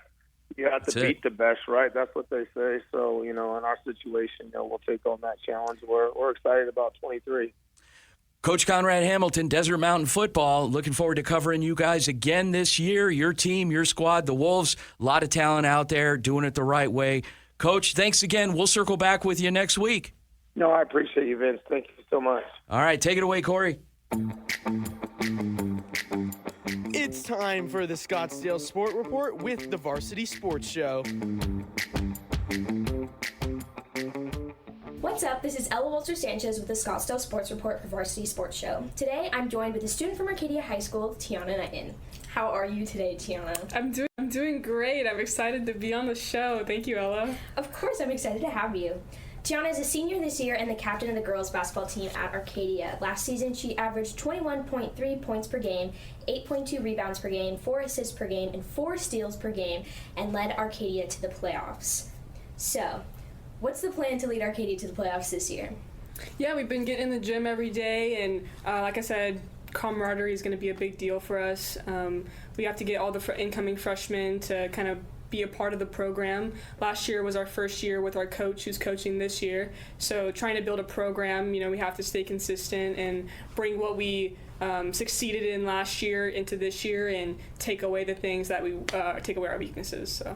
So like you said, consistency is key. And have you been keeping up and keeping consistent over the summer and playing and keeping this team together in the off season? Yeah, so we played a little bit in summer league, and we're going to play in a few tournaments. Our preseason schedule is ready to go, so we're going to get in. We also have open gyms leading up to the season, so we're getting ready, and hopefully we'll be able to do some team bonding things, activities before the season starts, and I think it's going to be a really fun time. Sounds exciting. So I know not many schools in SUSD are big in girls basketball, so who would you say you're most worried about to play this year? This year we're going to play Mesquite and Seton Catholic and Horizon, teams where girls like to play basketball because of how good they've been in the past, and we're new to building this program, so every game is going to be a challenge. So like I said, camaraderie is going to be a big deal, and we got to keep everybody on the same page, and just having a fun time through the year and trying to win as many games as possible. That sounds good. And my last question is, do you want to play basketball in the future? I do. I see myself playing basketball in college, and maybe further than that. I've always wanted to live overseas, so maybe having a career overseas would be awesome. But yeah, I plan on playing in college, and we'll see what I can do this season. But yeah, that's one of my plans. Well, I'm excited to watch you play this year, and that was Tiana Knighton, and this is Ella Wolter-Sanchez signing off.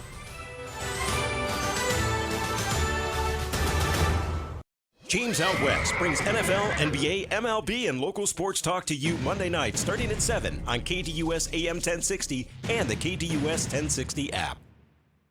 This is Conrad Hamilton, head football coach at Desert Mountain High School. You are listening to the Varsity Sports Show. Coaches, the Varsity Sports Show wants to be part of your team in 2023. We have a proven track record of providing the most coverage of your teams with Thursday and Friday night football. We will spotlight your players with multi-camera game broadcasts, pre- and post-game interviews, and segments on our Saturday morning radio show. With over 100 games broadcast in 2022, we will be exceptional for your team. Call, text, or email 480-220-4629 or info@varsitysportshow.com. Hey guys, Vince here to talk about Angel Dentistry. It's where my wife and I have gone for over 10 years, and we trust them with our routine and extensive dental care because they care. Dr. Amber Angel is an Arizona native, born in the town of Miami, and has been practicing in the Valley over 20 years. For general to comprehensive dental services, call 602-788-2008. Located off of Cave Creek Road just north of the 101 in North Phoenix. Angel Dentistry, proud supporters of our young people and proud partners of the Varsity Sports Show. Carving out time in your afternoon for the Doug Gottlieb Show right here on KDUS AM 1060, 100.7 HD2, and KDUS1060.com. Weekdays from 1 to 3 p.m.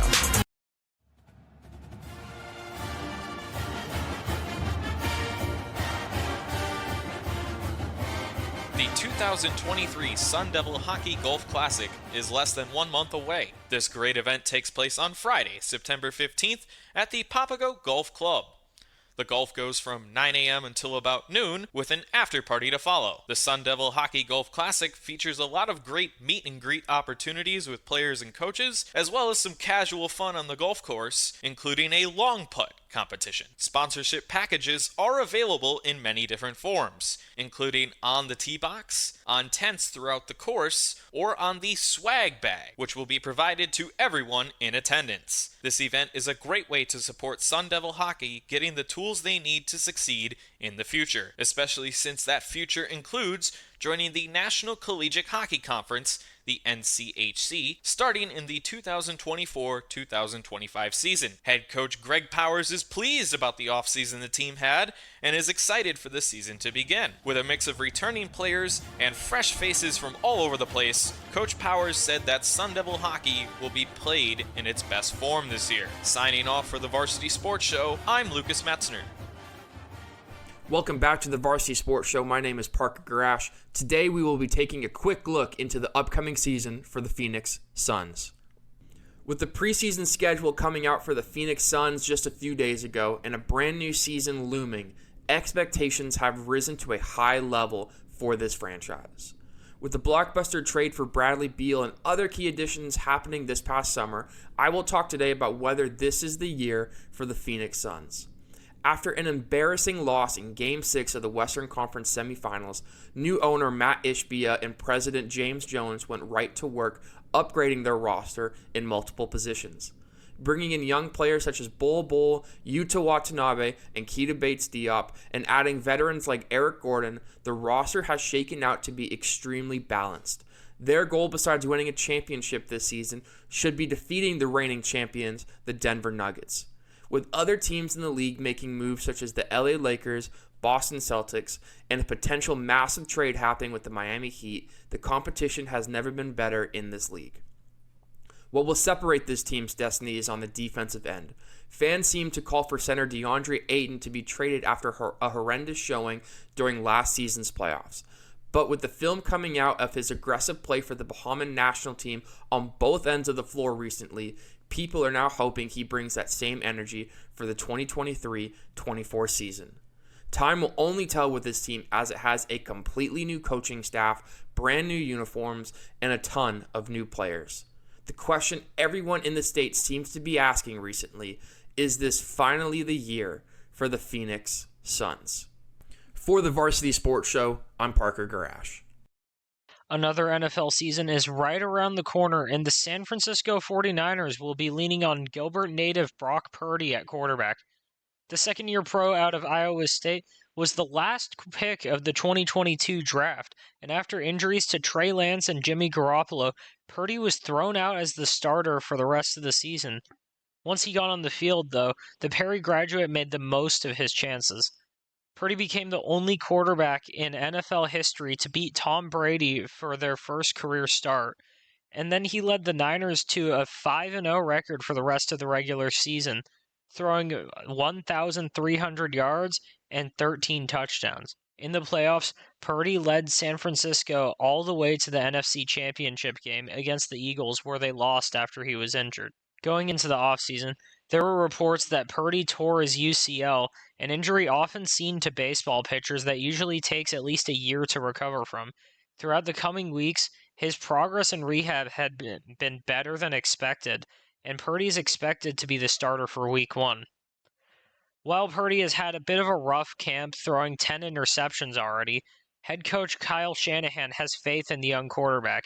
He told reporters that Purdy is their guy, and he would basically have to melt down for the rest of training camp in order to lose the starting job. While Purdy's job seems safe, there is another option for San Francisco if they wanted to go for Sam Darnold, who has played pretty well in camp and seemingly has passed Trey Lance up on the depth chart. Whether they roll with Purdy, Lance, or Darnold, the 49ers are a force to be reckoned with. The team has one of the best rosters in the league and, by most, is seen as a Super Bowl favorite. Today, I have a heartwarming story that resonates deeply within the Mesa community. Allow me to introduce you to Vivian, an esteemed resident of Mesa, who stands at the threshold of an extraordinary milestone, a momentous occasion, her 105th birthday. The energy over at Broadway Mesa Village is electrifying, as they leave no stone unturned to ensure that Vivian's forthcoming birthday paints a picture of magical memories. Jessica Plant, the guiding force behind the scenes at Broadway Mesa Village, radiates enthusiasm as she discusses this imminent event. She articulates the fervor with which they're preparing to pay tribute to Vivian's remarkable journey, spanning a whopping 105 years. Vivian's life narrative has woven its threads into the very fabric of the community, elevating her to the status of an inspiration for all. The anticipation in the air is palpable, a testament to the affection and esteem Vivian has garnered over the years. Shifting our focus, Vivian's birthday takes center stage on August 31st, and Broadway Mesa Village extends a heartwarming invitation to all of us. Their call is for anyone who feels inclined to participate. They're welcoming heartfelt birthday cards for Vivian. All it takes is dropping those tokens of well-wishing into the mailbox, with Broadway Mesa Village at the helm and a mention for Vivian's birthday. The address is 7231 East Broadway Road, Mesa AZ 85208. Let's make sure Vivian's mailbox brims with an overflow of goodwill. Vivian's special day isn't confined to the realm of cards alone. A vibrant birthday bash is in the works, set to unfold within the walls of Broadway Mesa Village Dining Room. Anticipate music filling the air, smiles illuminating faces, and a dash of mystery as they unveil a few surprises. This celebration carries the promise of curating an unforgettable day that will leave Vivian beaming. As we inch closer to August 31st, let's unite in our efforts to craft a monumental chapter in Vivian's life story. It's a chance for each of us to convey our admiration for her journey and the positivity she's injected into our lives. From the heartwarming cards to the uplifting vibes, let's weave together a tapestry of memorable moments that truly embody the spirit of Vivian's 105th milestone. This is Carter Mackey with the Varsity Sports Show. In a day and age where receivers in the NFL are getting paid top dollar and there are more star quarterbacks than you can count on two hands, it is difficult to make noise in the league. To be the best, you must be good at what you do or be more entertaining than Hollywood actors off the field. Now, one of those stars has recently left one of the worst teams in the league, the Arizona Cardinals. He prefers the humid heat over the hot, dry heat in Arizona as he signed a 2-year, $26 million deal with the Tennessee Titans. DeAndre Hopkins is a league superstar with his share of off-the-field drama. But no receiver has had more off-the-field drama in the last few years than ex-NFL player Antonio Brown. Even if you don't follow the NFL, the chances of hearing his name in the news are very high. While he is no longer in the NFL, his name lives on with his cousin Marquise Brown playing for the Arizona Cardinals. Brown is already working on his offseason drama, recently receiving a 126 miles per hour speeding ticket. Not only is he a speed demon off the field, but he is on the field too. Marquise Brown has a lot to prove this season. With his star quarterback Kyler Murray being out due to injury, he is arguably the most valuable player on the team this season. Going into his 5th year, he is underrated. Compared to top receivers Davante Adams and Stephon Diggs up to this point, he has 24 touchdowns and averages 11.7 yards a game. After his 4th season, Adam had 26 touchdowns and averaged 11.6 yards, while Stephon Diggs had 24 touchdowns while averaging 11.975 yards a game. In addition to his mildly impressive statistics, he showed signs of promise last season, putting up a 140-yard game against the LA Rams and catching a few touchdowns. But Brown must amplify his production level to be considered a top receiver. The Arizona Cardinals are projected to be the worst team in the league this season, with some saying that the team won't even win a game. With head coach Jonathan Gannon at the helm, it will be an experiment. The head coach, offensive coordinator, and defensive coordinator have no experience in these roles and are new to these positions. Being the worst team in the league could either help or damage his case. Depending on how long quarterback Murray will be out, there could be big games for him in the future. Brown will most likely be wide receiver number 1 and will receive a significant target share. He will be a free agent next season, so now is the time to shine. If the receiver puts his drop passes behind him and his speeding ticket, he can put up big numbers this season. The key for Brown is consistency. The top receivers in the league produce every week, and while Brown has shown signs of promise, he needs to play well every Sunday. This will be challenging without his star quarterback, and the team looks like it could be tanking for a draft pick this season. Nevertheless, the receiver possesses the talent, but can he elevate himself to being a top receiver in the league? Only time will tell, and for Brown, he is only one more mediocre season away from being forgotten in this league.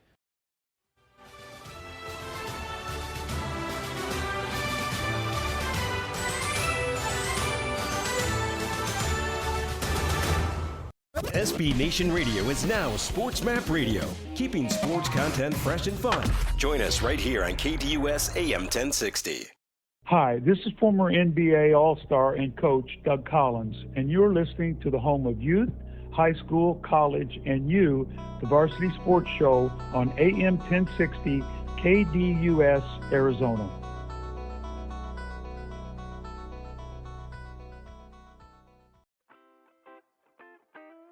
The Angry Crab Shack in Tempe, with an experience so good it remains indescribable, with something for every seafood lover. Try one of their amazing custom seafood boils, sandwiches, appetizers, and salads. Angry Crab Shack Tempe is located east of I-10 on Warner Road, 480-674-3847. The Angry Crab Shack in Tempe. Come ready to eat. Hello everyone, my name is Kyle Cooper. I am a grad student at the Cronkite School, and I'm looking forward to combining my passions for sports, videography, sports media, in this internship and meeting all of you. Listener rewards for you with the KDUS 1060 app. Download today to hear all of the national and local shows you love. That's the KDUS 1060 app.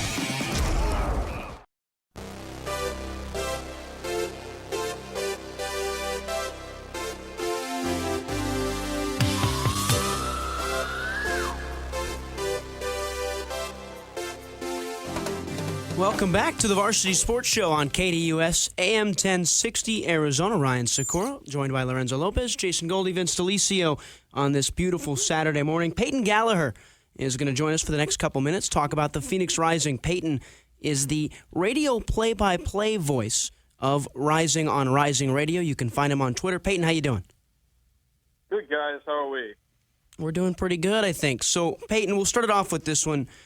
This is Rising Radio. It's on Twitter. You kind of came into it on your own. You started it yourself. Can you talk about the initiation of getting involved in this? Well, I'm not going to take too much credit because, Ryan, you're a pretty big part of everything that we do over at Rising Radio as well, and you'll have to call today as they take on RGB Toros. But basically, it kind of started out as really like kind of a coincidence in a lot of ways. An email was sent. They let us do the games last year on student radio at Arizona State, and that kind of just naturally evolved into us taking this step further and becoming the official broadcast for the team this season. And it's been an incredible ride. It's been really cool to kind of develop this idea and figure out the ways that it can serve the fans best, and that's been the best part about what we've done so far. And for the team itself this year, the new coach arrived in the middle of last year. They had a rough-ish stretch through the middle of 2022. Now in 2023, they're figuring out a new identity. 23 games in. Can you tell us what Rising has been up to? Yeah, so it's been a little bit of an up and down year. So it's always tough with a soccer team. You've got players from all over the globe. Rising feature the most nationalities of any team in the USL Championship. And almost every player that came through the door this summer was new to the program, new to working with the manager, Juan Guerra. And there's been a little bit of an acclimatization period. It's a complex style of play that requires a lot of rehearsal.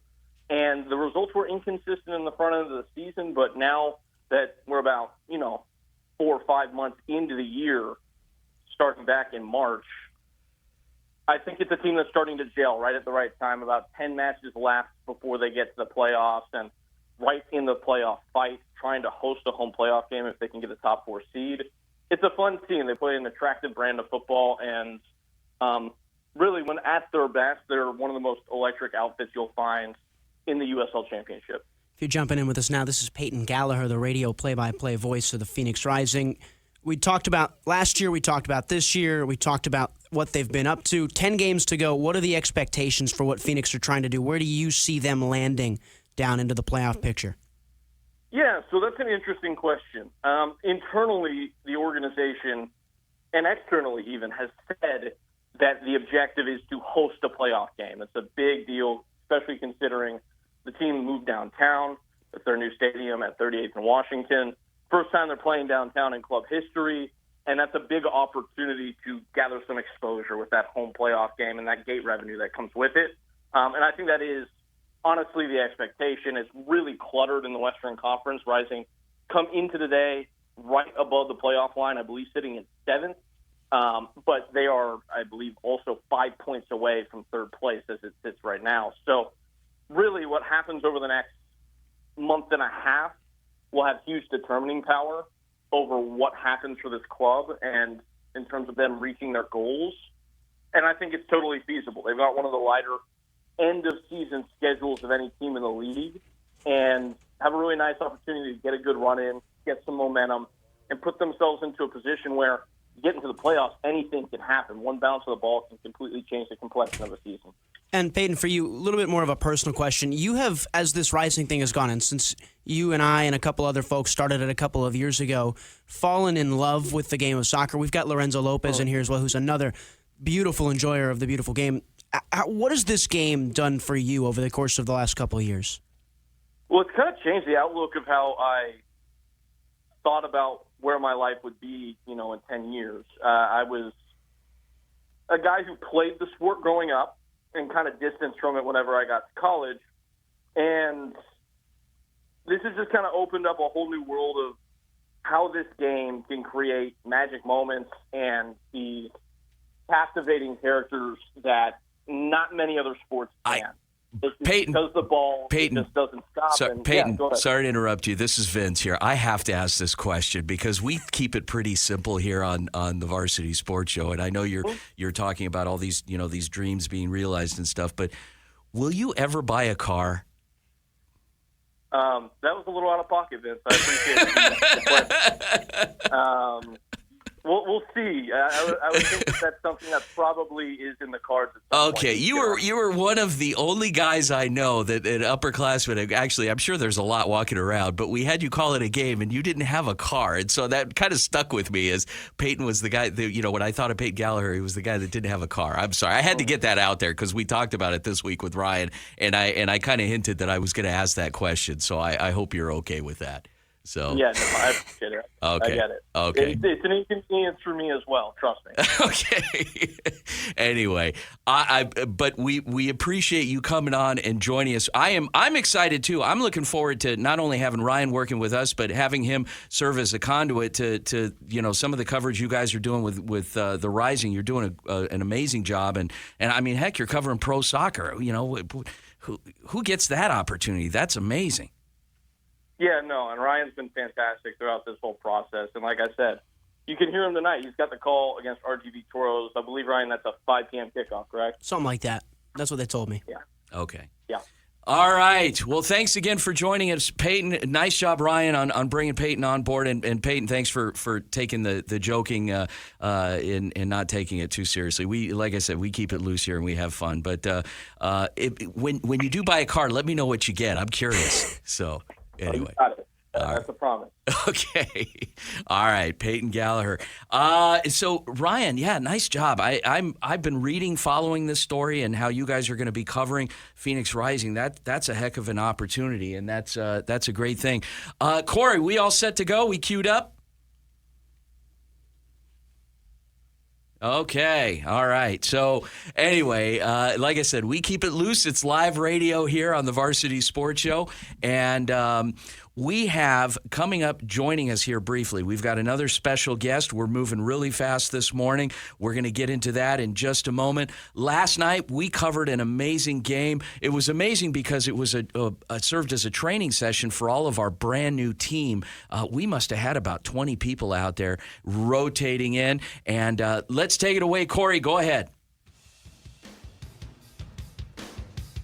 This is Coach Perrone from My Recruits, and you're listening to the Varsity Sports Show segment of the Aztec Report with head coach Jake Barrow.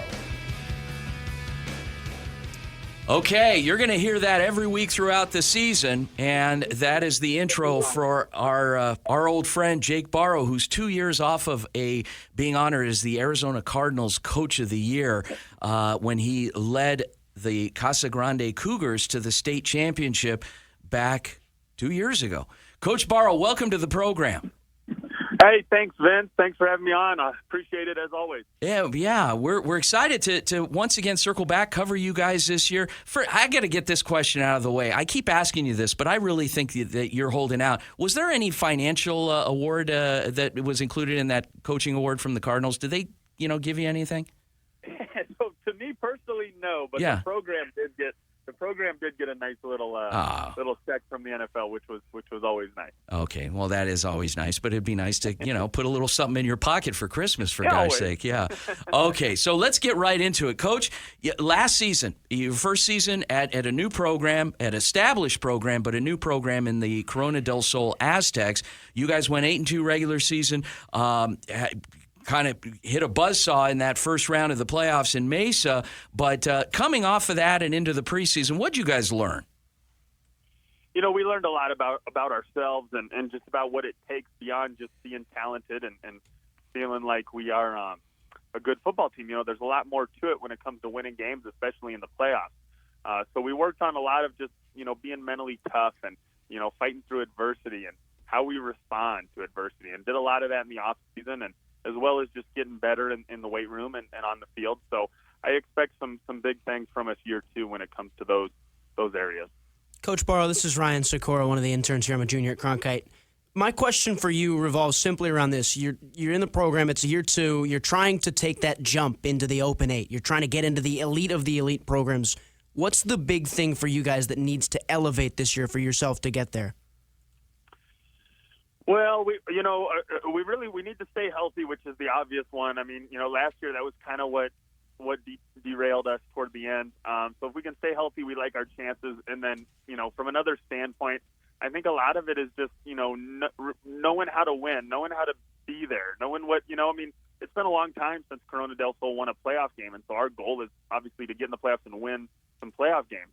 But you have to get there, and you have to figure it out, and it's a process. So I think after last year, winning our region and getting in the playoffs was a good step, and now we have to, figure out what went wrong when we got there and how to win some games. So I think the experience factor is a big part of it, and then just, becoming more mentally tough and fighting through adversity a little bit better. All right. Hey, I'm Lorenzo Lopez, senior at Cronkite, also one of the interns. I want to ask you what your guys' strongest quality will be in this season. Physically, our strongest quality probably will be our speed. We've got a really fast football team, some good skilled players that are explosive. They have potential to generate explosive plays on any snap. And then, mentally, I think one of our thing is just, we're pretty tough. We've got grit and our up front, our offense and defensive line, we may be undersized, but, we'll fight it out and battle with anybody. And so that's going to be something that really stands out, I think, to everyone that watches our games this year. Hi, Coach. Jason Goldie, junior at Cronkite. I'm going to be covering you this season. And what do you like most about your defense? I like their speed and I like their toughness, right? Their tenacity, right? We get a lot of hats to the ball. Everybody wants to be in on every tackle. Everybody wants to be, just a part of it. There's nobody standing around watching. It's all one unit. Everybody works together as one, and that's a really, really important quality when it comes to a defense, especially in footballs nowadays. You got to defend all 53.5 yards from sideline to sideline. So when you have some speed and you have players that want to be in on everything, that can help you have some success. Coach, how do you feel about, and again, we're joined by Coach Jake Barrow, the head football coach at Corona del Sol, going into year number 2 for him out there.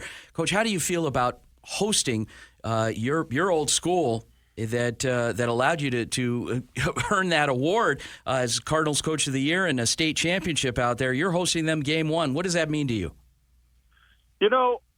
It's something I've had a lot of time to think about since it was announced on our schedule, and you don't have control over your schedules. Obviously, you play who they put in front of you. It's going to be a different game for me. It's going to be, emotional from a standpoint of somewhere that I spent a lot of time and really helped build a program. But at the other side, we're going to say it to them just like we do to the players, and I have to react the same way. It's just another game. It's just a regular season opener, and so I'll prepare with the coaching staff just like we would for any other game, and I'll try to put the personal feelings out of my mind as much as I can, but I do know that when we're both there standing sideline to sideline from each other, especially, their new head coach is someone that was on my staff, so there's a lot of continuity there, and I know that it'll be a little emotional for sure, especially those first few minutes seeing them on the opposite sideline.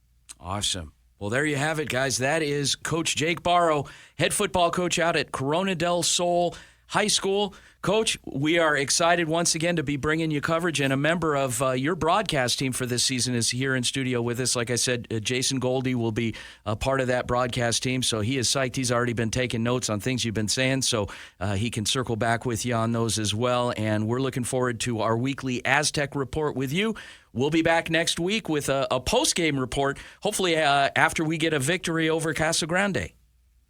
Absolutely. Thank you, guys. I appreciate it. All right. Well, there you have it. So, guys, we're already 3/4 of the way through the show. Can you believe it? Jason, what do you think? You having fun? This is awesome. It is. It's fun. Yeah, we're having a great time. And, and Ryan, Lorenzo, it's been a great show so far. When we come back, we're going to introduce a different kind of segment. One of our team members is out of Kilgore, Texas. His name is J.R. Lambright, and he'll be joining us all semester with JR's Texas Tales. Going to be interesting, going to be fun. Come on back, guys. We're going to have a great time with it, and then we've got the rest of the show. Buckeye coach Pooney Ellis will be joining us in our final segment as well with a major announcement. You don't want to go anywhere. We'll be right back. Go Varsity.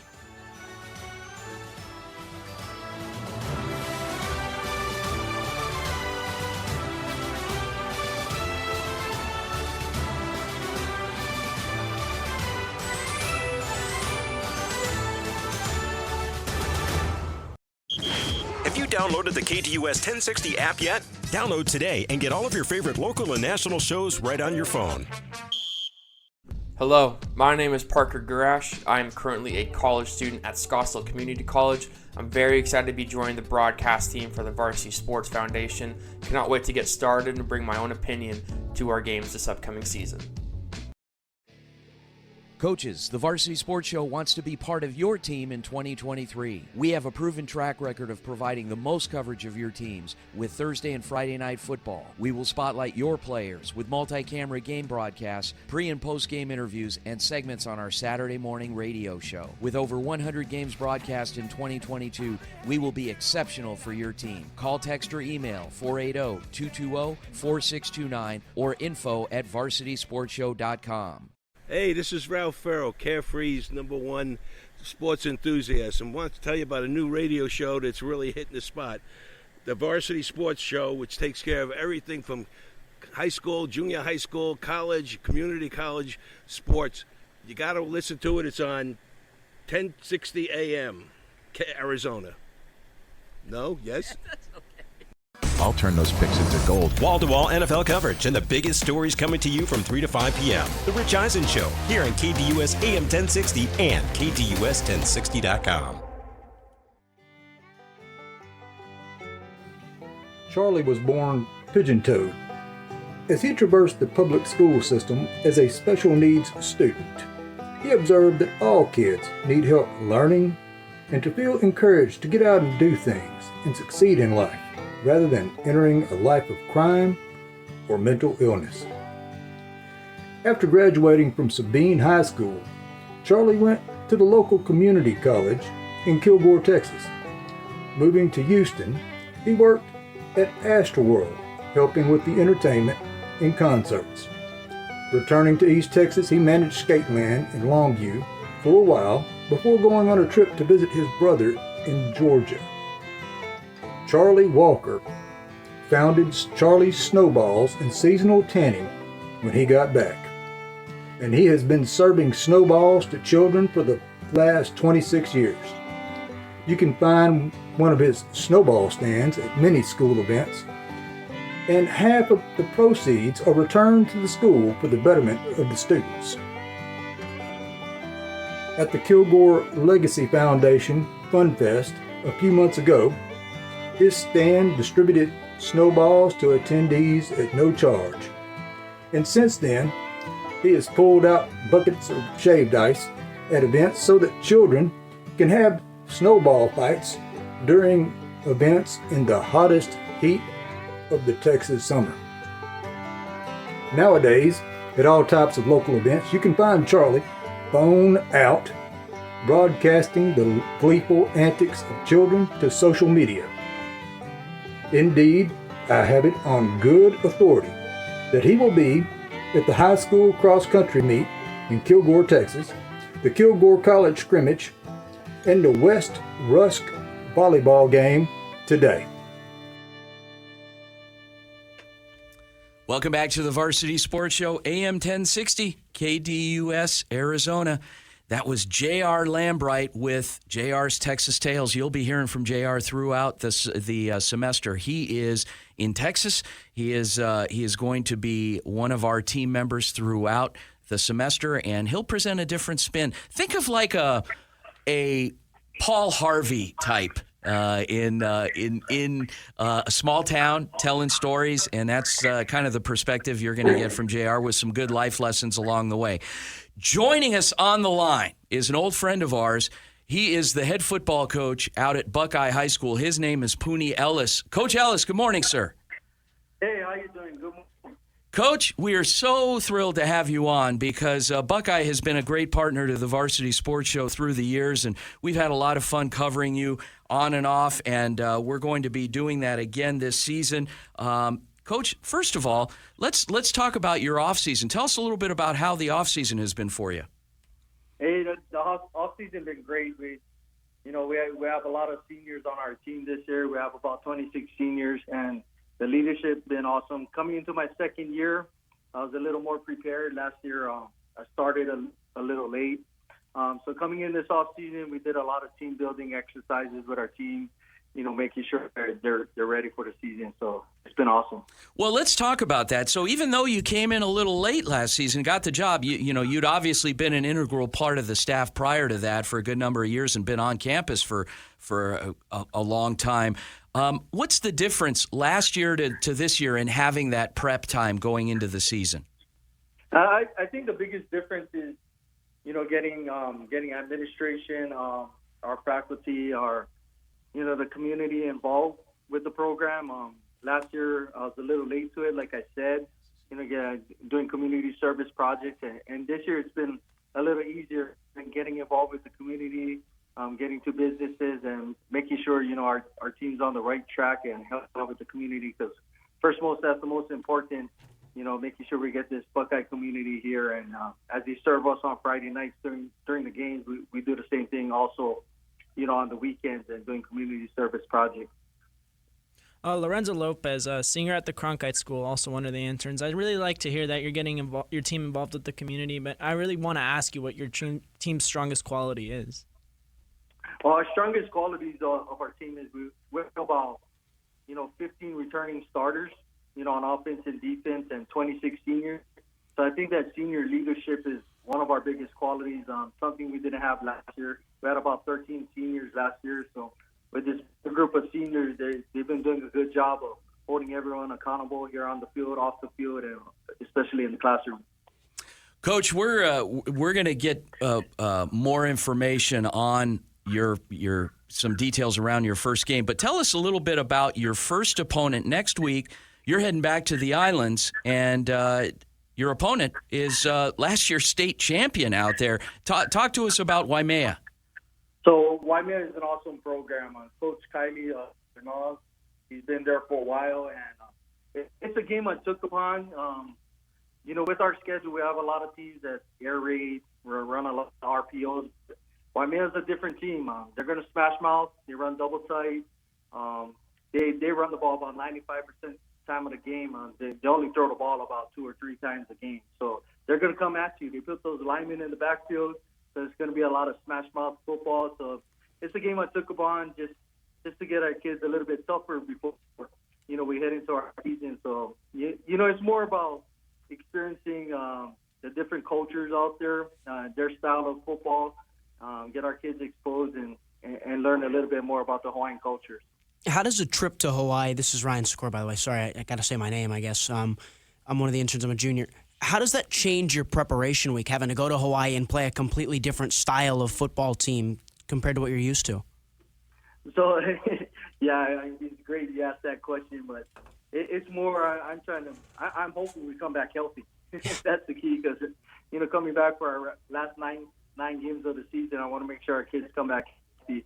But at the same time, preparing for that game, it's more, our kids understanding, to play the responsibilities on the field, and knowing that those guys on the island, they're gonna come and hit you. All right, so we want to make sure that we're prepared for that, with that style of ball, and increase our toughness because we have a gauntlet of a schedule this year, and our section games are really tough. It's everyone in our section, our playoff team. So we want to make sure we're prepared for the season. Coach, we also have an announcement, a major announcement in our partnership with Buckeye this season that really might have caught you off guard. I don't know. But just in passing, I had a kind of a joking conversation with your athletic director, Louis Contreras, but he took me seriously. I asked him, I looked at your schedule, and I said, Mr. Contreras, what are the odds that the Varsity Sports Show can go out and broadcast that game in Kauai, the first game? And he said, no, it's not going to happen, not going to happen. Then I get a phone call a couple days later that he had called you and asked you about that, and apparently you guys called my bluff, and you invited me out. Right. No, it's awesome. Anything we can do to get you out there, film this game for the first game of the season. Awesome. So we're glad that you're going to be a part of this and our first game of the season on the island. Coach, I've got some demands that are in the contract. I can't have, one of the things is like the David Lee Roth thing. I can't have any brown M&Ms in the jar. You got to take all the brown M&Ms in the jar so we make sure the rest of the contract's honored. And I've got a certain wake-up call. It's got to be later than everybody else. I got some demands, so I'm hoping that you guys can help me out with that. I don't travel that easy. So anyway, you got that first-class seat for me too, right, on the plane? It's a long flight. Right. Yeah. Right. Okay. Just make sure when you come back, your clothes might increase one size larger after you eat all that food. Oh my God. Coach, for as many good qualities I have, one bad quality is that I don't miss many meals, so I'm looking forward to that. But, Coach, in all seriousness, we are thrilled to be partnering up with Buckeye, and I am excited to be heading out to Kauai with you guys this week to broadcast the game. It'll be covered by the Varsity Sports Show. This is a first for us that we are leaving the continental United States to broadcast this game. We're going to be working in partnership with the folks out at Waimea High School. They'll be part of our crew, and I'm looking forward to calling this game for you. Next Saturday night, it'll be on at 9 p.m. Arizona time, 6 p.m. local time in Kauai. So thanks again, Coach Pooney Ellis, Buckeye High School. Go Hawks, and we'll see you in a couple of days, Coach. Hey, thanks a lot. Appreciate it, Vince. And, it's an honor to have the Varsity Sports Show out there in Kauai to film our first game. So it's an honor. Thanks a lot. Wow. So there you have it. There's the announcement. So I'm going to Kauai next week, and yeah, you guys are stuck here. So you guys will just be working. But no, in all seriousness, I'm going to be working out there too. I'm looking forward to calling this game. I don't know what to expect in terms of the environment. I know they talk about the fires and whatnot on Maui, and that's a different island. But and our thoughts go out to the folks that have been ravaged by those issues and it'll be quite the environment. We are all set. We're very excited about this opportunity, and we couldn't have done it without our friends over at Buckeye High School in Louis Contreras, athletic director, Coach Pooney Ellis, and actually I've been in touch with Coach Ellis's mother also, who's helping to organize the trip. So she's been amazing, and I can't wait. It'll be a lot of fun, and I'll be doing some of the show from there next week as well. So it'll only be 5 a.m., but we'll be doing the show as well. So, all right, quick thoughts, you guys. Jason, what was your favorite thing about this morning's show and sitting in that chair? My favorite thing about this show was that it's exciting being live on the radio. Yeah, it's kind of cool, isn't it? It's a lot of fun because you get some people listening to you, and we have a good audience. I'm really grateful for that. Ryan, what about you? I was going to say getting a chance to put the headset on and listen to all the interviews, but upon the news that Vince is going to Hawaii, I need to know if there's a live episode of Vince trying to do Beaching with Beal. There might be. Stay tuned. Yeah, Mike is chomping at the bit for that. So, Lorenzo, what about you? Just talking on the mic, us journalism majors, how much we love talking, and also the fact that I'm giving a different perspective on the radio as well. So you don't get to hear a lot from experienced referees on here as well. So that's something I'm very passionate about, Yeah, a lot of fun. Guys, again, you guys did a heck of a job. I'm grateful for the team that we have. This is our largest team yet. We have 26 team members that are joining us this semester, and many more freelance folks that are helping us work our games, representing many different schools, different walks of life. Obviously, Cronkite School of Journalism. We have University of Florida. You'll hear from Bennett Solomon in coming weeks. He's a student out in Gainesville. We have students from Arcadia High School. The Scottsdale Public Schools are going to be participating in our internships. Tempe Union High School District. We have 2 students from Tempe High School joining us. We've got 2 students from Mountain View High School out in Mesa joining our internship. So a lot of good stuff this season. Folks, thanks for tuning in. Thank you to our guests, Gus LaZear, Zach Hill from Saguaro High School football, Andy Litten, Horizon head football coach, Jason Jewell, Brophy head football coach, Joel Votaw, Peyton Gallagher, Jake Barrow from Corona del Sol, Pooney Ellis. Folks, please be sure and check out all of our archive content on Twitter at Varsity Show. Once again, at Varsity Show. Add us, follow our content, and as well as on Instagram, Facebook, and TikTok. Thanks to our amazing producer, Corey Walsh. Join us back here next Saturday morning at 8 a.m. I'll be in Kauai. On AM 1060 KDUS Arizona, the Varsity Sports Show, I'm Vince DeLisio. Aloha. You find me somewhere over the rainbow. In 2019, the JV Sports Show podcast began with the idea of spotlighting young people in our community. In time, that podcast evolved into radio, television, and live stream, and through that evolution, new ideas have enhanced delivery, giving a stage to students both in front of and behind the microphone in Arizona and beyond. Thank you for supporting the Varsity Sports Show, now the Varsity Media Foundation, a 501c3 educational organization. Broadcasting from the Superbook Sports Studios, KDUS AM 1060 Tempe, Phoenix, and KSLX HD2 Scottsdale, Phoenix.